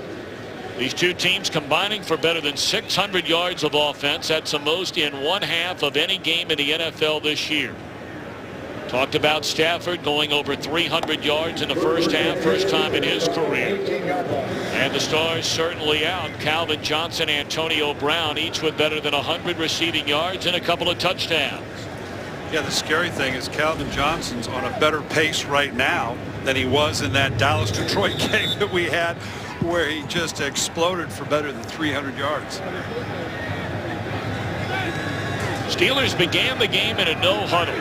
And on their first two drives, they went down the field and capped it off with scoring strikes to Brown. First down here.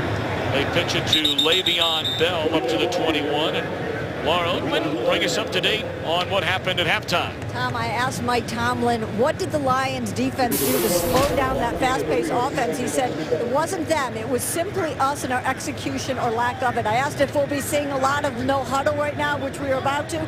He said, we're going to mix it in, but we will control the pace. Defensively, he talked a lot to Ike Taylor. I asked him about that conversation. He said, I'm not worried about Ike Taylor's mental health.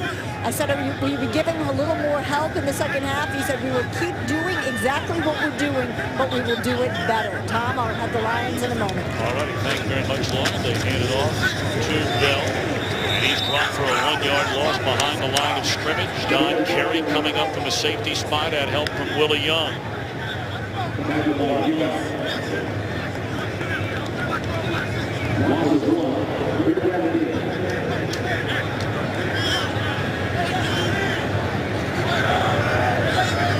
Third down and 8. Steelers trying to get a spark into this team to begin this second half. They're only down by 7. And Roethlisberger delivers, and it is caught. That is a catch made by Jericho Cotchery, his first catch of the afternoon, and that was in traffic. Yeah, Louis Delmas is all over this. I thought Louis Delmas came out of this. And it is challenged on the far side by Jim Schwartz of the Lions. Steelers tried to hurry up, snap the football before you could challenge it. But that flag had hit the ground. On the field of a completed pass is being challenged by Detroit. I don't know if they saw anything up in the booth, but this is a pretty good challenge because of what's at stake. Put Pittsburgh on a 3-and-out in this first series if they can overrule it.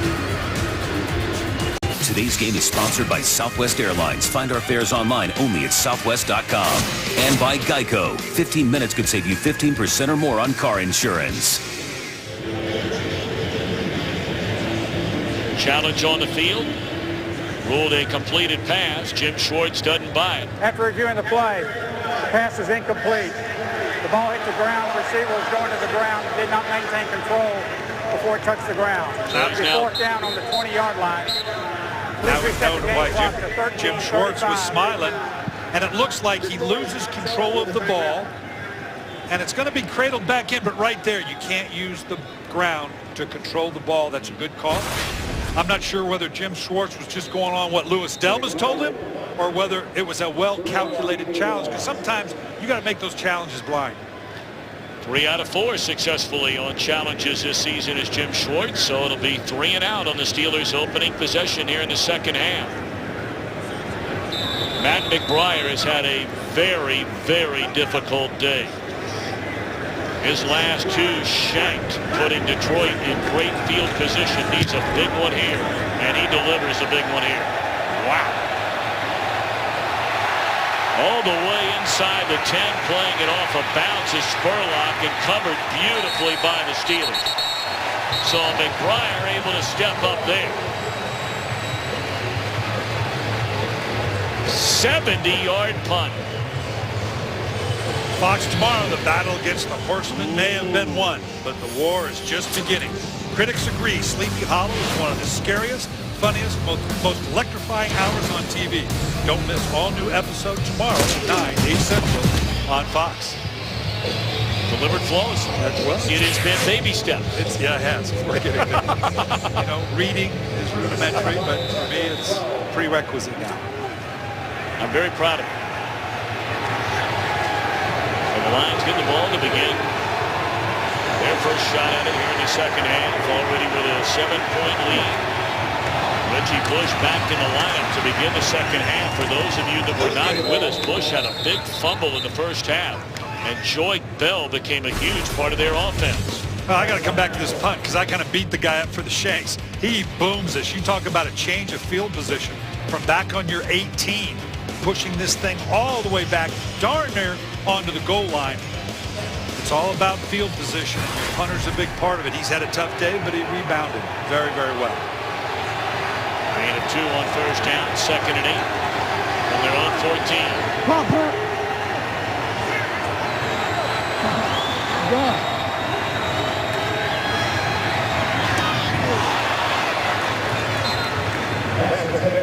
3rd down and 8. Well, we heard from Mike Tomlin. Laura, what about Jim Schwartz? Jim Schwartz, as good as the Lions look going into the half, he was not feeling it, saying this thing is far from over. That's what he told his team in the locker room. He said he was concerned about the field conditions in the second half if the weather turns as it's supposed to. We're seeing Reggie Bush now, Tom, but if we see a lot more of Joyce Bell, a slower, softer field would make a little more sense for Bell. So as the weather turns, we may see him a lot more than Reggie. All right, Laura, thank you. 3rd down and 8. Bell is in the backfield. As Stafford works out of the shotgun.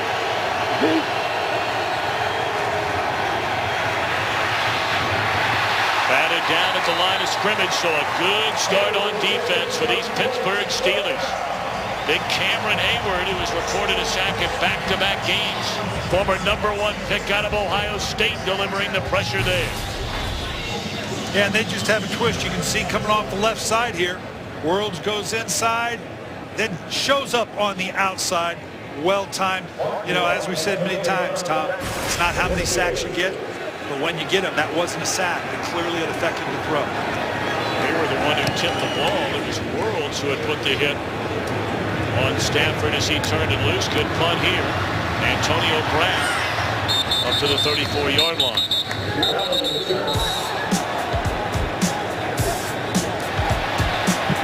And now flags litter the field as some jawing goes on between the two teams after that punt return.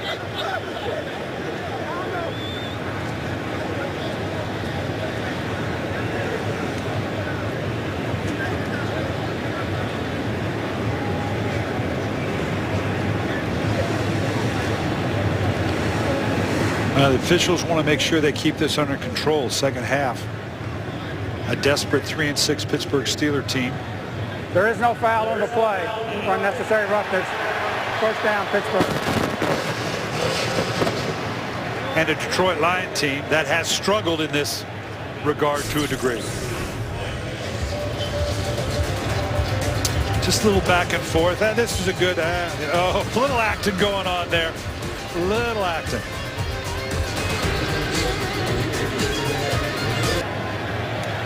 Well, Ashley Palmer not seeing a lot of action today because of 3 wides alignment of the Pittsburgh Steelers, but almost had a big impact on that previous play.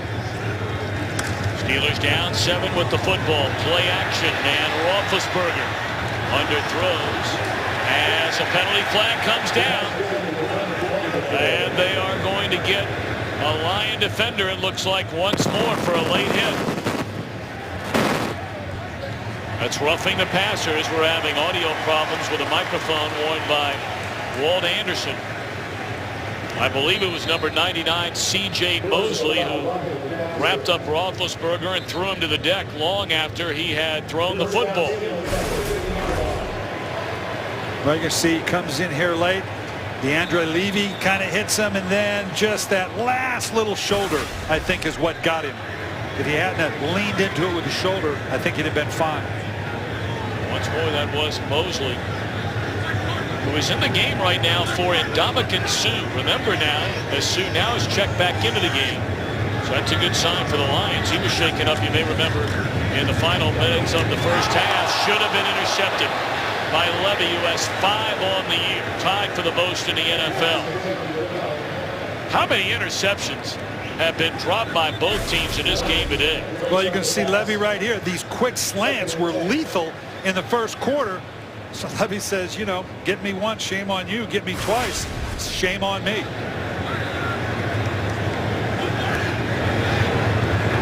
No Emmanuel Sanders the rest of the way, we're told, for the Steelers, out with an injured foot. And there's an errant throw with an eye on the man who replaces Sanders. Rookie Marcus Wheaton, 3rd down and 10. Well, Laura talked about the concern of both teams. How would the turf hold up in the second half? And we're seeing a little bit of it. Receivers coming out of the breaks just a little bit more slowly. Ben Roethlisberger a little off with the throws to start. We saw how the Steeler offense has gone stone cold after getting 20 quick points in this game.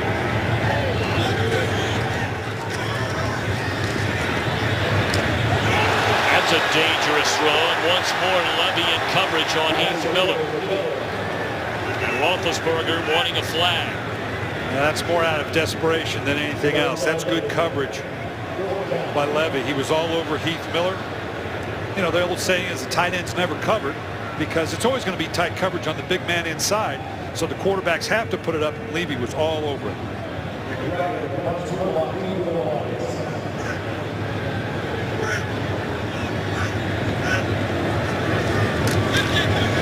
McBride, big punt a moment ago, looking to pin him inside the 20 here, and a fair catch made by Spurlock at the 12. So a lot of offense in the first half, slow to get it started here in the second. Stafford trying to change that.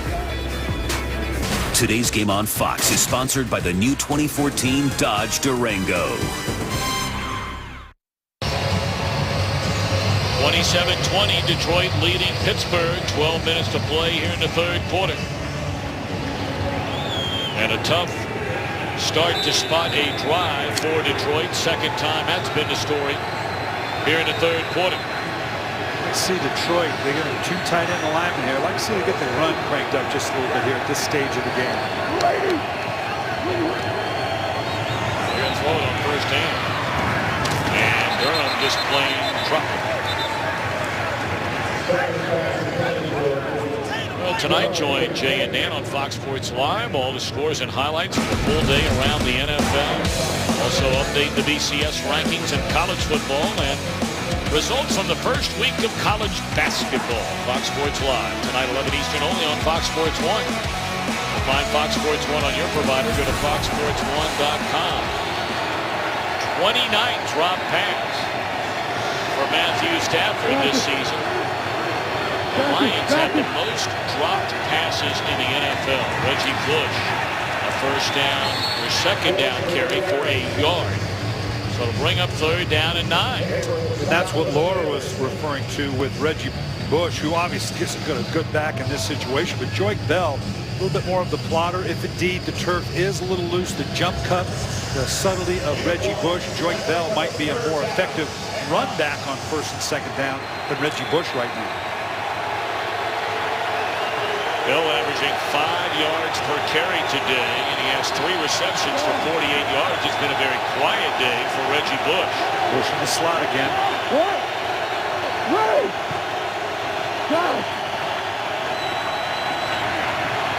Pass rush, and Stafford is at a safety.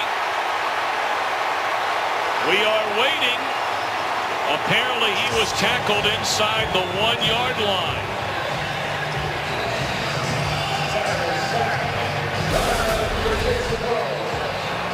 Jason Worlds spinning out right here and then comes around the edge.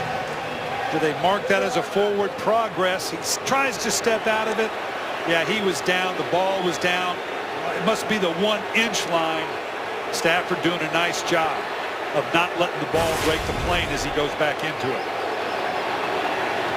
So the reward, punter gets to punt with his foot on the back end line. Got Antonio Brown standing right at midfield. Sam Martin, the rookie out of Appalachian State, gets rid of it quickly. And Brown at the 45, a fair catch. So in the first half of this game, Detroit put up more offensive yards against a Steeler team than we have seen going all the way back to 2007. Lions almost 400 yards of offense. The Steelers right around 230. But Brian, so much of that was done those first 2 drives. Here they are, however, 7 points down. It feels like they're a lot further behind. They're a touchdown away from knotting this thing up. Yeah, and they're both playing a little tight right now. Detroit, I talked about, can't make the big mistake, and Matthew Stafford being maybe overly careful. And for Pittsburgh, they got to get that rhythm going again. I don't know whether the no huddle is the way to do it or whether they should start huddling more to try to create some rhythm, because right now it's not working for them, particularly on 3rd down. That is Cotchery, and that is his first catch of the game. He's bagged out of bounds. Crowd was looking for a late hit on Louis Delmesay. No flag thrown, and depending on the spot, he looks to be about maybe a yard short of a first down. They're staying with the no huddle. They're totally committed to it, thinking that's the way to calm down the Detroit defense.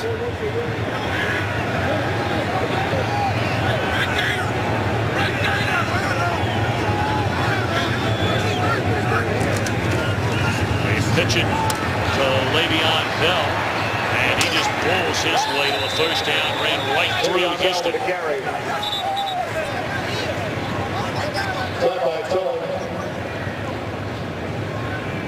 It was the Antonio Brown show when this one got underway. First quarter, 105 receiving yards and a couple of touchdowns, and what a job the Lions have done on him since. Yeah, well, like I always say, give the other guys credit too. I'm sure Jim Schwartz went to Gunther Cunningham and say, you know what, maybe we ought to do something to stop that number 84. Steelers at the Detroit 34-yard line, a first down. And Roethlisberger to throw it. And there's Antonio Brown. And he's inside the 15, down to the 13. Well, Chris Houston up here on top of him had help over the top. He had no reason to drop off that way. Safety was working over the top. He could have been a little more aggressive. You play that far off on Antonio Brown, give him a chance to catch it and turn up and square up on you. He's going to do some damage. 21-yard gain. They spotted at the 13, and Sue comes to the sideline.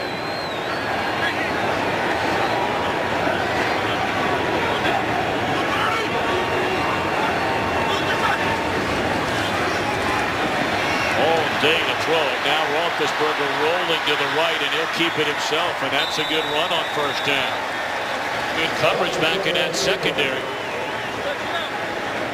Well, when you go no back and spread it out, you're just counting on someone to shake loose. Quarterbacks like that, give me more options. He didn't have a lot of options there. It took him a while, but he still got positive yards running out of bounds. That is a 7-yard run, which gives the Steelers 23 rushing yards in the game today. When did you think you'd ever see it?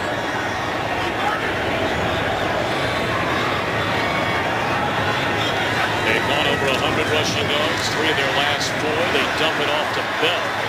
That's a nice play made by Levy. And Bell able to get back to the line of scrimmage. You know, you look at the Steelers. So far this year, they're throwing the ball almost 64% of the time. This was earlier today before the game when both players initially arrived at the stadium. And Ndamukong Suh and Ben Roethlisberger, and so far that's their only meeting today. And that's just fine with Ben Roethlisberger. Yes, it would be. 3rd down and 4. Catch, and we wait on the decision. It is spotted inside the 1 on the reception by Le'Veon Bell.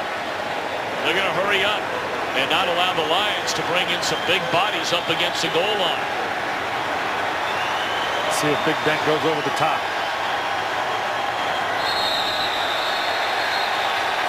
Looked like Andre Fluellen came over the top.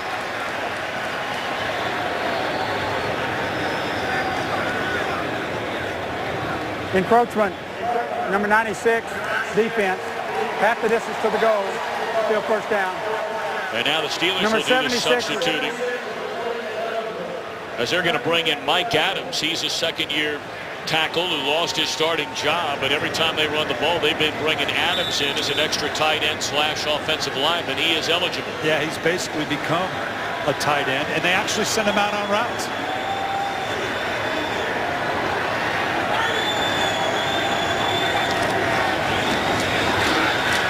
Bell does not get there. Oh, he took a shot right at the 1 yard line. A whole fleet of Lions stuffed up in there. You can see here it's all about beating the man across from me to the punch, and clearly Detroit did that. Said it many, many times. Goal line defense is about selling out to whatever the call dictates. You think it's run, sell out to the run. You think it might be a pass, you got to be more passive. You got to make that decision with your call.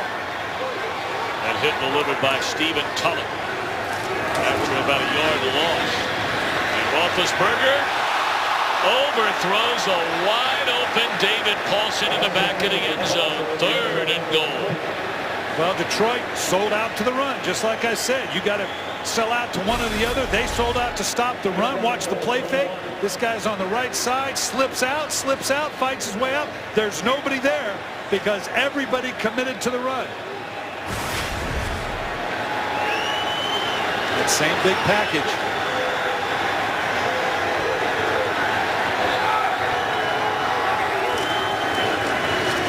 Bell fell down as he planted that left foot at the 4-yard line, and the Steelers 1st and goal from inside the 1. Have failed on 3 tries, and what do you do now if you're Mike Tomlin? Mike Tomlin's going to go for it. He's 3-6. He's down on the goal line at home. Nope, changing his mind. Initially, he told his guys to stay in. Now he's changed his mind, decided to go for 3 points. Boy, where are the days of Steeler power football? Well, they haven't been in the top 1/3 of the league in rushing since 2007. Switzer will attempt a 21-yard field goal. 21-yard field goal attempt by Sweezen, and it is good. Pushing and shoving going on. Gilbert and Sue. But the field goal makes it a 4-point game with 5:14 to play in the 3rd from Heinz Field. Steelers within 4, although they have had missed opportunities today. Brian Billick, 3 trips inside the red zone, 3 field goals they've come away with. Well, you talk about the Steelers running game and how it's been missing really since 2007 was the last time they were in the top 1/3 of the league in rushing. That also, it was back in 2007. That also happens to be Ben Roethlisberger's best year with 32 touchdowns and 11 interceptions. So the two are related. But it brings up the old question, Brian, you're talking about the chicken or the egg. I mean, it's hard to run the ball when you're passing 64% of the time. How good can your running game be?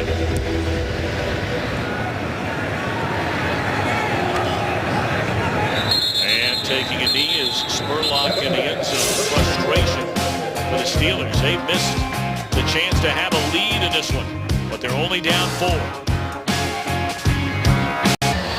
Steelers 3 shots for the 1-yard line. Total sellout by the Detroit Lions, stuffing the first one. Sold out for the run on the second. Almost cost them. Miscue.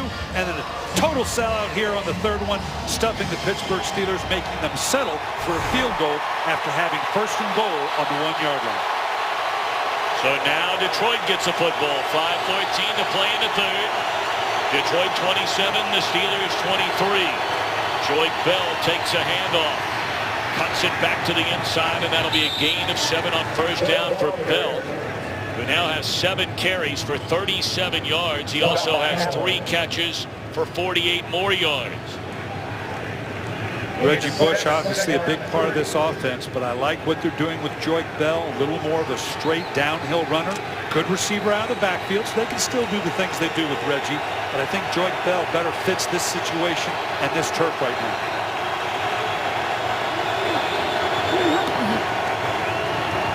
Play fake to Bell, and Stafford finds a wide open Ross across the middle. Ross only 1 reception the entire year. And right now he's in there getting valuable playing time. Yeah, Matthew Stafford giving that Favre-esque side throw, that little sidearm action on the crossing route. Get a good run by Joique Bell. Play action fake and waggle out of it on the next play. Good 1-2 combination. 19-yard gain. First down from their own 45. Moving Troy Polamalu all over the place here, trying to disrupt the Detroit Lions.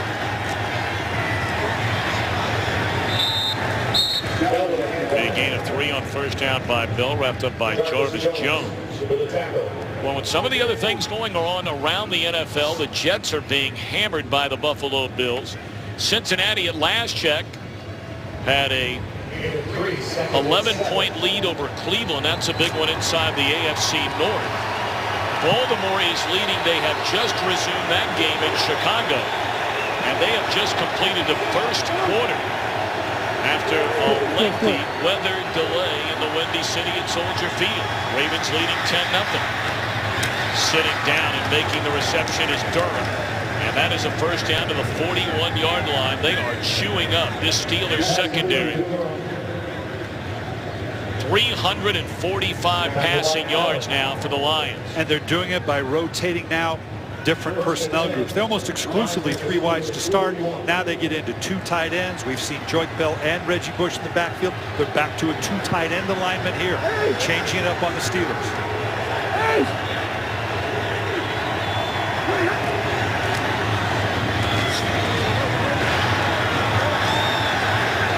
Bell with a gain of almost 10 on first down, and we check in with Laura Oakman. Well, for anyone who is wondering about Reggie Bush and his participation or his lack of it, I have asked. It definitely is not his health. I've been told that it is part 2 fumbles and part these field conditions, which as the day goes, the field is definitely getting softer. And as Brian said, that it's that Joique Bell is definitely a little bit more, it's more advantageous to have him. Yeah, and they're trying to protect him, but you're not going to give up on Reggie Bush just because he fumbled the ball. Now, Joique Bell is down. There's no question that obviously he has to come in now.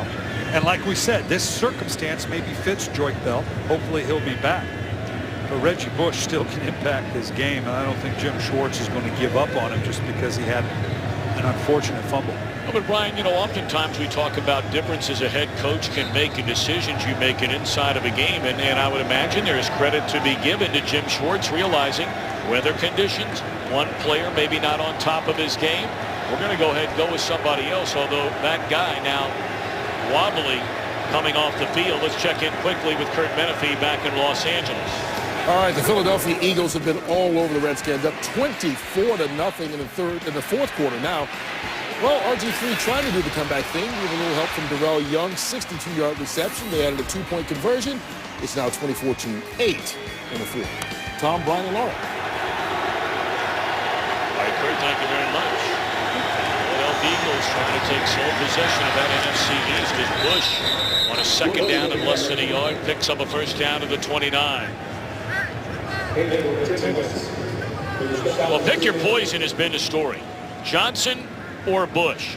When one is taken away, the other makes you pay. And that's the key to the Detroit Lions this year compared to years past. There hasn't been that option. Take away Calvin Johnson. There wasn't much else they could go to. But now they've got a lot of other options. That balance that we're talking about has been the key.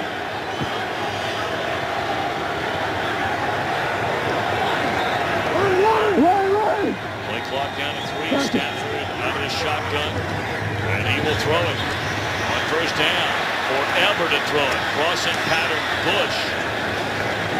And that'll be a gain of close to 6 yards on first down. Raining harder now than at any point during the day. Did you see Matthew Stafford telling Bush where to go? That was schoolyard football. Now just say, hey, you know what? Go to the trash can and turn left, because that looks like it's going to be open. You know, to finish your point, Tom, about Reggie Bush, that's a big difference, too, because Reggie Bush is now at a point in his career where he's comfortable with, okay, look, if you think Joique Bell's the better way to go here, I'm fine with that. I'm all about the team. They play this drive. Under a minute to play in the third quarter. It's a 4-point game.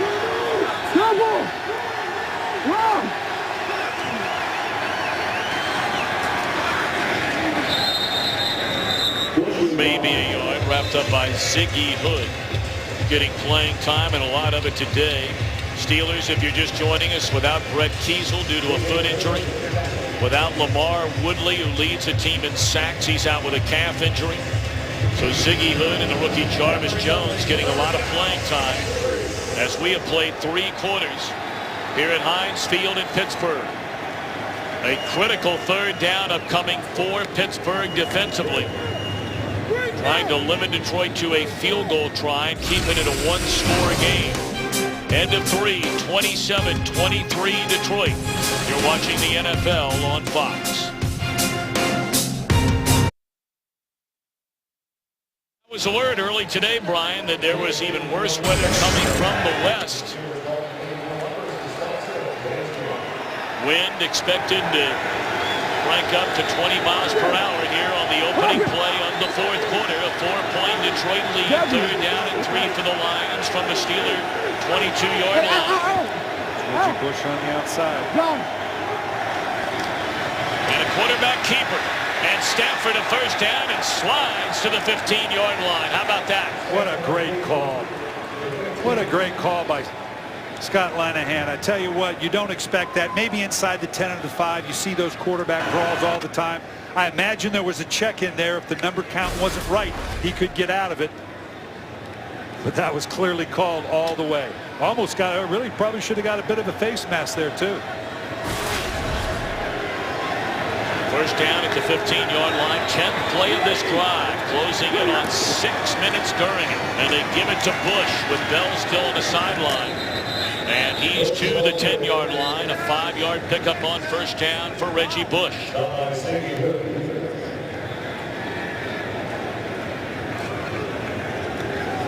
Working on that ankle, taping it up for Joique Bell, and he's screaming and yelling, wanting back in that football game. Again, we point out how lethal Calvin Johnson is in the red zone. But last time they took a bunch of vertical shots down here, I'd see him, maybe you can see the defense here a little soft, maybe dropping under the trap or drawing here. That's what they do. They give it to Bush. And he lost his footing trying to cut it back to the inside. That'll be the loss of a yard. So once more, a big third down. Well, and you can see Reggie Bush, because of the footing. Typically, Reggie Bush, see that little jump cut he likes to do? Nice job. Had he been able to hold a little bit of footing, you can see back into here now there was going to be an alley, but the footing just wasn't going to allow it. Theo Riddick, number 41, the rookie out of Notre Dame, checks into the backfield. Riddick has good hands, as well as Bush and Joique Bell. And they split Riddick out far to the left. Stacked behind Durham. Look one way, throw the other way, and it's incomplete. Looking for Calvin Johnson in the back of the end zone, and Ryan Clark in his 12th year out of LSU. There to break it up. Yeah, and you can see right here, we talk about 2-on-1. Clark all over the top, and even Ike Taylor falling back underneath once he saw where the ball was going to go. That's the way you got to play Calvin Johnson. 2 bodies on 1. This will be a 27-yard field goal drive by Akers. Trying to extend the lead to 7. And they fake it. And the ball is on the ground, and the Steelers, the first man there was Clark. And you have to wonder about the decision there by the Lions. Rather than taking the sure 3 and a 7-point lead, they faked the field goal with the rookie Sam Martin. Oh, my goodness.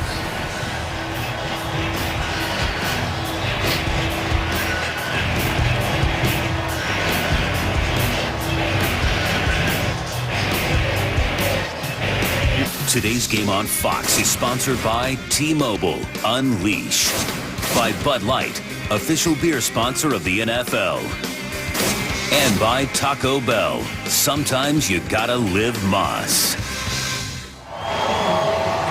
Well, Cameron Haywood and Steve McClendon, I tell you what, they came up with the big play. It's a foolish call if it doesn't work, obviously. If it works, it's brilliant.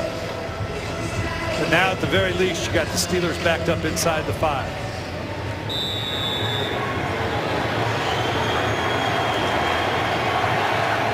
So from the 3-yard line, the Steelers down by 4, obviously needing a touchdown to take the lead.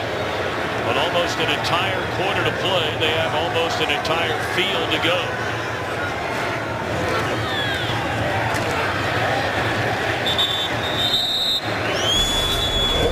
Here you're going to see him wadded up on the inside. Hayward and McClendon, they're just counting on figuring they're not going to do this down here. The ball clearly comes out. Recovery. Clark jumps all over it. Gutty call, you know, the conventional thinking says kick the field goal, go up by 7. But again, if they can hold here, you know, it's I'm being a coach now. I'm being a little sensitive. You know, you make the right decision, you're brilliant. If you don't, you're the village idiot.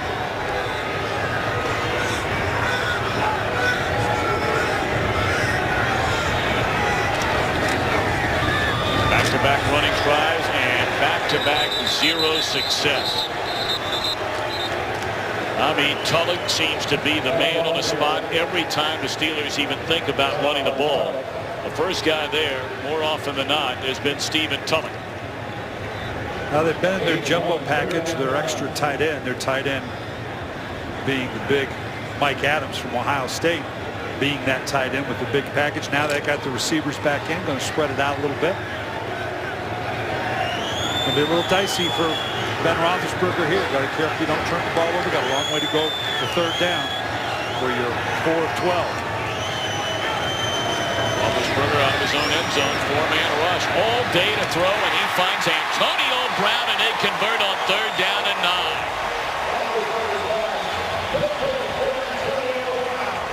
When they do throw it, this offensive line, revamped offensive line, is held up pretty well. Only 1 sack today. Nice job climbing the pocket. You trust your veteran quarterback. Louis Delmas saw it, was closing on it, just quite couldn't get there quick enough. They've got Whipper playing for the injured Ramon Foster over at left guard. Fernando Velasco, of course, has replaced Marquise Pouncey. That's Miller, and that'll be a gain of close to 9. Beecham, the young left tackle. DeCastro, the right guard in his 2nd year, and Marcus Gilbert in his 3rd year. They have revamped that offensive line. They have work to do. Primarily good health in that offensive line. They'll commit a lot of draft choices, you know, in doing that. And it's going to be a good offensive line once they get those healthy people back. Le'Veon Bell, and that'll be a 1st down up to the 35-yard line. We're closing in on 10 minutes to go in Pittsburgh. The Steelers at 3-6. They've won 3 of their last 5 after beginning the year 0-4. They feel like a strong ending to this season with a lot of help here, a lot of help there, and you never know where they end up. And of course, the Lions are sitting atop the division lead. You got to figure Kansas City and Denver are going to take that division plus one of the wild cards. So there's a lot of folks scrambling for that 6th wild card spot. Heath Miller, a 1st down to the Lions' 44-yard line.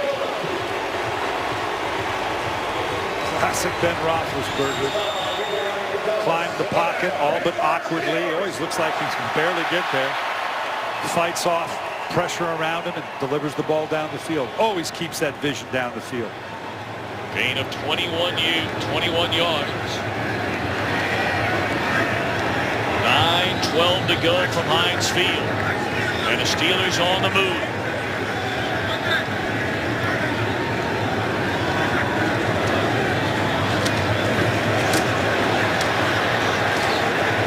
Bell just has no chance every time they hand him the ball. Well, that interior of the defensive line, and they're rotating them through pretty good here, but whether it's Fairley or whether it's Sue, Fluellen, Mosley, they're rolling them all through there, keeping them fresh, and they're just beating this offensive line to the punch when it comes to the running game. At that time, it was a 4th-round pick out of South Carolina, Devin Taylor. Gunther Cunningham very excited about his future. With Ziggy Ansah not playing, they love the fact that Devin Taylor, like you said, a 4th-round pick, huge, 6'7", 6'8". Roethlisberger looking down the sideline and underthrown. Closing quickly was Rasheed Mathis. The intended target, Antonio Brown. It brings up 3rd down and 12 for the Steelers. Yeah, Ben just needed to get that one up just a little bit earlier.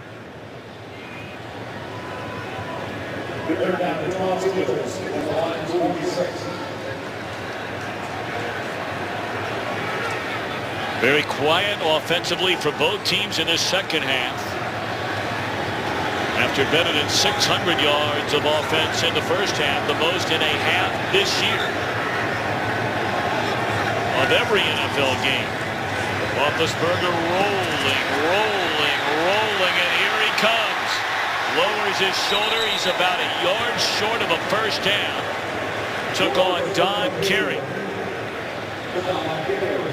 You're down by 4. Are you going for it here if you're Mike Tomlin? Yeah, and what does Pittsburgh do here? We've already seen them go for a 4th down. He's clearly short of it. Again, you're talking about a 3-6 Pittsburgh team. In this condition, a little bit lengthy for a field goal. Looks like they're going for it. And from here, it would be roughly about a 53-yard field goal. Okay. Sweezum's long for the year is 48. I'm going to turn this on you now. You're down the goal line. You had 3 shots on the 1-yard line. Couldn't get in. What are you going to call here? I'm going to put this on you. I'm tired of coaching. You coach when you come back.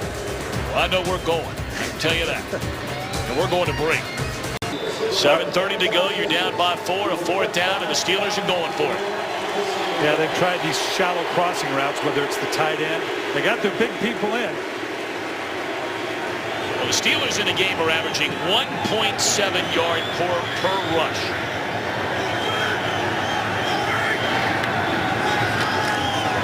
They're going to pass it. And they are going to get it on the reception by Bell. That was an easy throw for Ben Roethlisberger and the rookie out of Michigan State. The reception. We're winding down to 7 minutes to go. That was an easy throw, but not an easy catch. He did a nice job of pulling that down, keeping his balance to get the first down. Now the Steelers, even though they are not huddling up, they are in no hurry to snap the football as we're now under 7 minutes.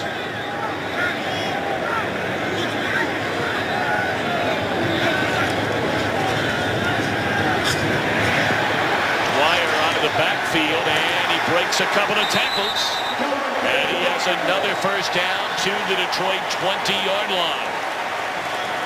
You bring up a good point, Tom. Just because you know huddle doesn't mean it has to be fast-paced. You can suck some clock down, even in the no huddle. Ben Roethlisberger, a master at this, as veteran as he is, to take whatever time he wants off the clock. Indeed, that becomes a priority. He's looking up at that play clock. They were ready with 25 seconds left, and now it's down under 10.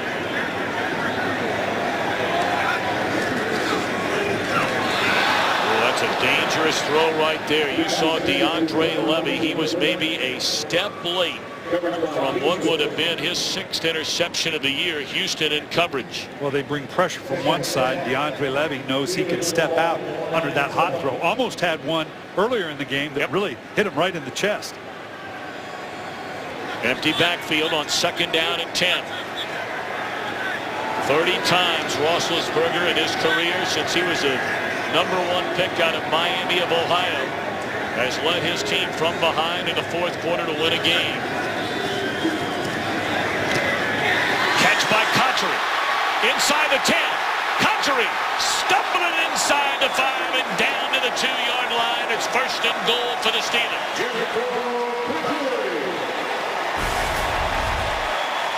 Haven't had Cotchery's name but one time on what ended up being a non-catch earlier in the game.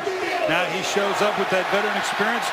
Looked like Antonio Brown there, changing direction, getting back to the outside. This actually suits the Steelers. I mean, you want the touchdown, don't get me wrong, and they've been here before and been denied. But this actually gives them a chance, if they can score a touchdown, to draw some more clock down. Well, now the Lions are the ones that are going to spend a timeout. It's their first timeout here in the 2nd half, stopping the clock with 5:39 to play. Take a look at this, Brian. You look at the NFL this year, over 2/3 of the games that have been played have been decided or been within 7 points by the time you arrived in the 4th quarter. That is an all-time NFL record. All parity. Roethlisberger on this drive on the big 3rd and 12 converted. The carry on 3rd down and 10 got 9. They went for it. The completion to Le'Veon Bell. And now the pass completion to Cotchery to get him inside the 2. And let's remember the sequence last time they were here. It was run, play action fake and run. Defensively, now what do you make your calls? Are they going to cross you up and throw on the first play, or are they going to indeed run it? Defense has to sell out one or the other on the goal line. They've got Dwyer in the backfield this time rather than Le'Veon Bell, and that jumbo package in there, and they're going to throw it. And that is bobbled and incomplete.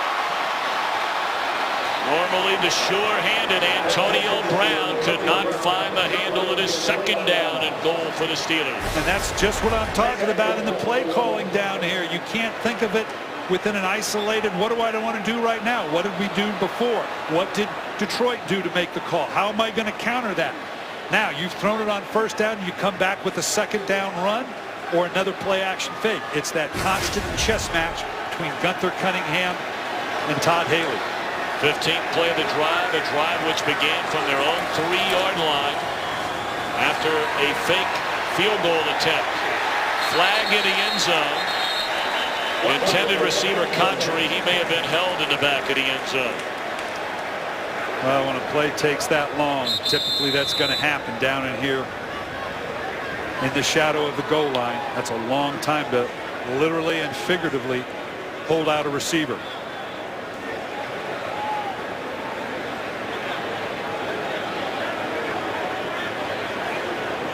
Pass interference, number 31, defense. The foul occurred in the end zone. First down at the 1-yard line. All right, now, Brian, you want to talk about deja vu all over again. You just talked about the pattern where you were. Right here, Rasheed Mathis. You can see how long this play takes. He cuts him off, and yeah, he's definitely pulling on the jersey there, and then had to peel off in behind it, but that was holding all the way. It was a penalty which put the ball at the 1-yard line the last time the Steelers could not punch it in, and that was that sequence you talked about. Now they do it again. Right, so you ran it the first time you were first and goal. You threw it play action the second time you were first and goal. What are you going to do here? They said they run in the I formation, and they're going to give it to Jonathan Dwyer. And very close to that goal line. He didn't have far to go, but it looks like he did not make it. It'll bring up second down and goal as we watch the clock tick inside the 5:15 mark. 3 possessions in the red zone for the Steelers today, and they've come away with field goals. Well, last time in this situation was the play action fake. Receiver was wide open at the back of the end zone, couldn't hit it. I think you're going to see a run here.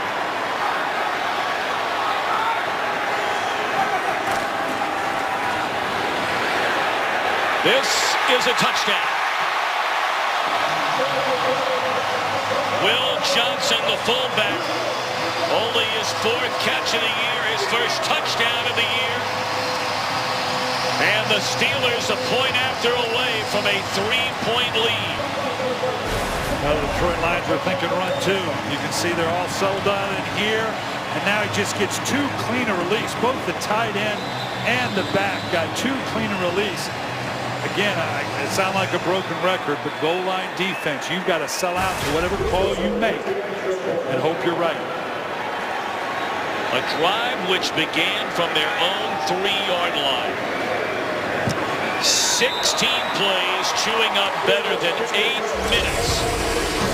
And now the pressure squarely falls on the NFC North leading Lions. Can they tie it or win it?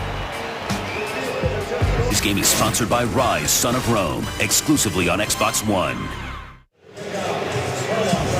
What an extraordinary drive by Ben Roethlisberger and the Steelers, converting on a 3rd down and 12. And remember, all of that on the heels of the fake field goal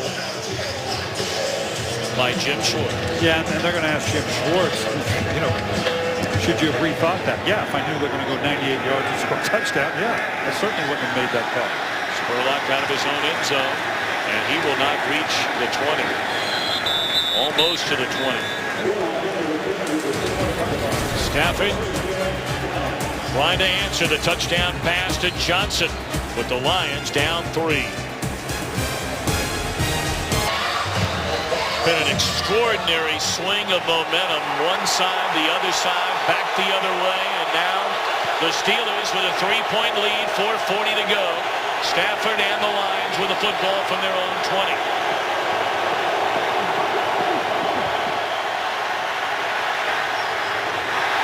through the hands of Theo Riddick. With the injury to Jordan Bell. Riddick's in the game. They went for it, of course, on 4th down. Steelers recovered. Started the drive from their own 3. And marched 97 yards. And certainly Jim Schwartz will be asked about that after the game unless his Lions can rally. It would have made it 30-23 in favor of Detroit had they taken the field goal.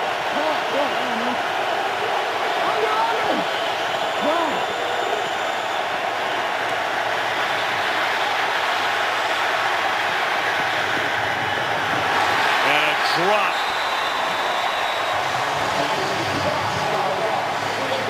That's Ross. Let's check in with Joel Klatt back in Los Angeles. Thanks, Tom. In Philadelphia, RG3 and the Redskins mounting a comeback in the 4th quarter. Aldrick Robinson, a 41-yard TD catch. The 2-point conversion was good. It's the 2-minute drill, 8-point game in Philly. Tom. Huge 3rd down for the Lions. 4 first downs this entire half for Detroit. 65 total yards after piling up nearly 14 or 400 in the first half. Looking for Johnson, and it's intercepted. Will Allen still on his feet inside the 40 and dropped at the 39-yard line.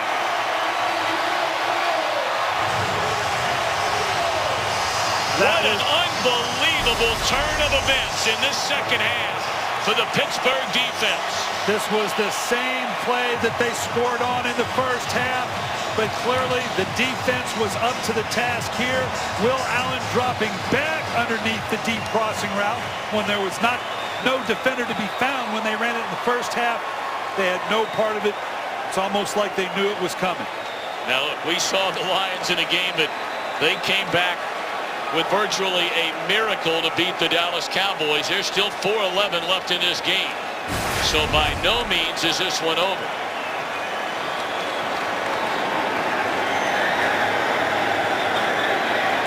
This has been as Jekyll and Hyde, a first half to a second half, as that catch is made by Miller. Brian, that I can ever remember.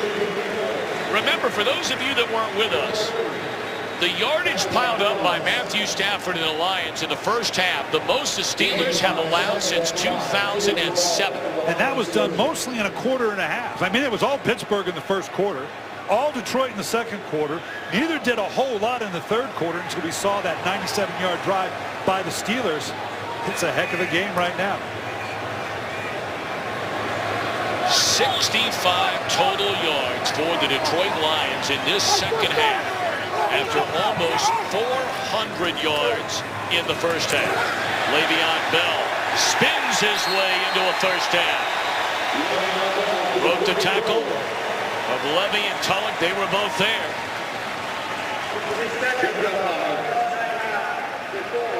And this is the classic definition of 4-minute offense. You think about the old Steelers now. They're going to get their big package. They're going to get their jumbo. I'd be surprised if we didn't see the line come in. Mike Adams as the extra tight end. Grind away. Doesn't mean you can't throw the ball, but you're at 3:21. Grind away, grind away. Certainly you want a touchdown. You're in field goal position. So obviously if you can get that done up by 3, it's going to take a touchdown to beat you. When you think of 4-minute offense, you think of the Pittsburgh Steelers. Here's what we're talking about, Tom. Talk about halftime adjustments. 605 yards total offense combined in the first half, and just over 200 for both teams in the second. Well, you know, Brian, you can talk about yards from now till the end of time. The Lions have not scored a point in the second half. No. They had 27 points all in the first half. In fact, all of them came in the second quarter. So how's that for size? 27 second quarter points. They were shut out in the first quarter and shut out so far here in the second half. And you got to give Mike Tomlin and his crew at 3 and 6. You know, watching Mike Tomlin work on Friday at practice, I admire so much what he does.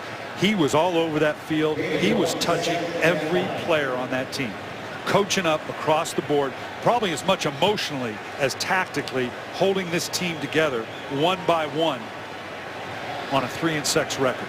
Of course, Dick LeBeau, a lot of credit here at halftime, whatever adjustments he has made thus far. Second down and 9. And it is Miller run out of bounds, which will stop the clock at the little spotted just inside the 20-yard line. So that'll bring up a 3rd down and 5. And those are the numbers. Yeah, you just take out that second quarter. It's been all Pittsburgh. And once more, that faked field goal. How large does that loom right now? Had a chance to go up 7. Pump fake to the end zone. Touchdown, Cotchery.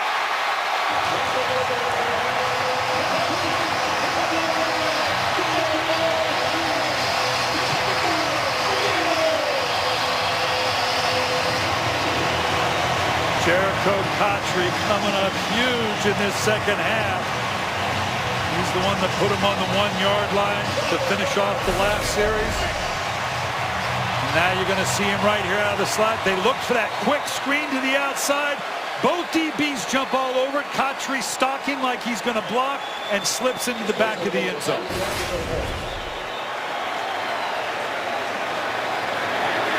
Point after by Sweezan. You have to be here to believe it, and we're here, and I don't know if I still believe it. That you had one team for 15 minutes of football that did what they did to another team offensively. And that same team has not done a single thing in an entire half of football. And look at, you got to give Pittsburgh credit. No Brett Kiesel, no LaMarr Woodley. We haven't had Antonio Brown this second half. They're without Ramon Foster, their starting left guard. I mean, they're doing it with some missing pieces. So we gave a great deal of credit to Detroit answering emotionally in that second quarter. You have to give equal credit to the Pittsburgh Steelers fight back in this second half. For Cotchery, that is his 5th touchdown in the last 3 weeks. He had 3 in 1 game against New England. And the 7 touchdowns overall this year, a new career high for Cotchery. How about Ben Roethlisberger? All the talk this week that he wanted out of Pittsburgh, being reported in some circles that, you know, he was going to demand a trade, did not like what was going on around here. He has vehemently denied that. As have the Steelers, as has Mike Tomlin. You know, sometimes it's like the classic Don Shula line, 2 reporters talking to one another. Well, there's one league source talking to another. I think it was more that than anything else. That one's booted to the back of the end zone. But here in the 4th quarter, Roethlisberger, 10 out of 13, 2 touchdowns, over 100 yards. The gamble. Had a sure 3. Roethlisberger takes him 97 yards for a touchdown after the Stafford interception. On 3rd down by Will Allen, a big return. Eventually leading to the touchdown pass. Roethlisberger to Cotchery. And the Steelers with a 10-point lead.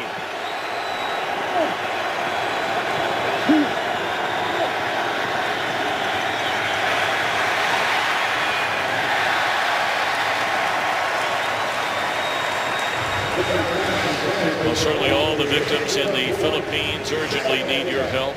With your support, the American Red Cross is distributing relief items, repairing and rebuilding shelters, providing health care, just clean water, sanitation to all the victims of that terrible typhoon. If you're able, please donate to the Red Cross Disaster Relief today. Visit redcross.org or text Typhoon, TYPHOON, to 90999 and make a $10 donation. Your help is certainly appreciated, even your prayers. 3rd down and 10.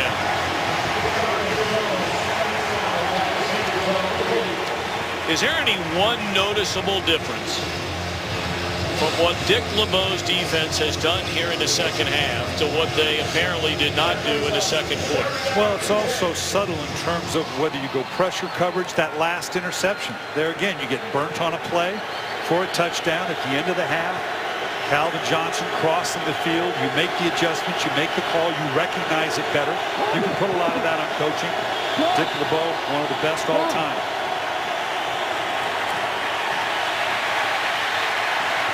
Stafford looking for a big hit. And that looked like a ball that should have been caught by Ogletree. I mean, that was right on the button. And now down 10 with 2:11 left. You have to go for it.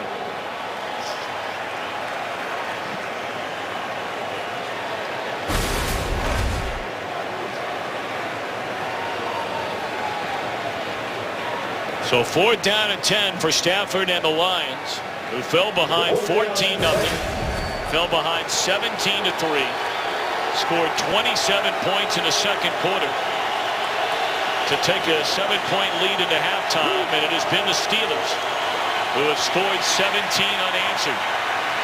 Stafford will run it, and that's good enough for a first down up to the 34-yard line. 2:03 to go.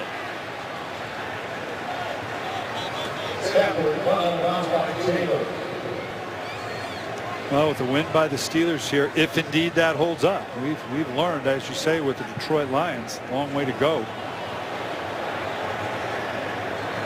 Right now, if I'm not mistaken, Baltimore is leading in Chicago. 17-10. It's almost halftime. Yeah, it's just nothing to say on a 1 o'clock game. Cincinnati having a good win. So Pittsburgh, you know, all but at 3-6.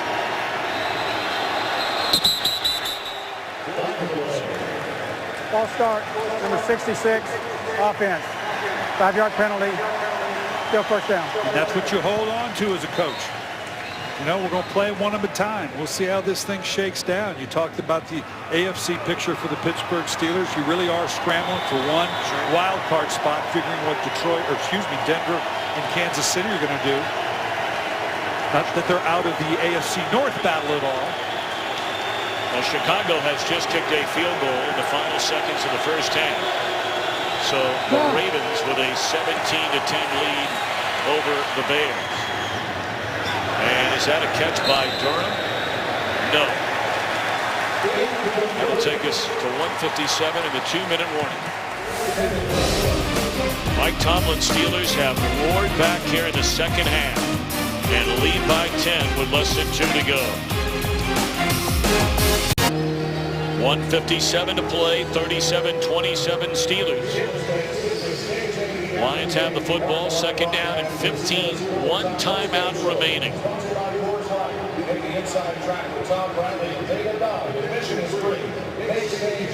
course, the Lions had that miracle finish, that 6-play, 80-yard drive with a minute left, no timeouts on the 1-yard plunge by Stafford, but here you're down by a couple of scores.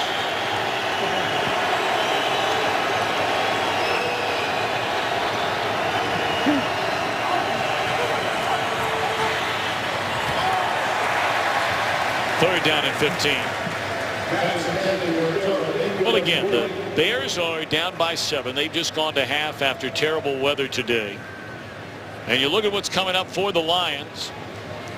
We'll see them again next week at home against Tampa Bay. They'll have a big one against Green Bay. Go to Philadelphia, you play Baltimore and the Giants, so you got 4 of your next 5 at home. And that's what we talked about this game and next week at home against Tampa Bay are big games. If you look at that schedule the rest of the way, that's life in the NFL, particularly in November to December as you get lining up for that cash, dash for the cash.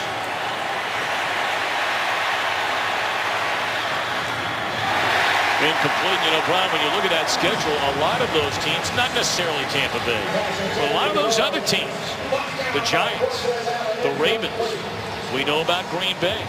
All of those teams are playing for a shot at the playoffs. New York and Green Bay by no stretch of the imagination. Philadelphia and that wacky NFC East. Who knows how that's going to finish.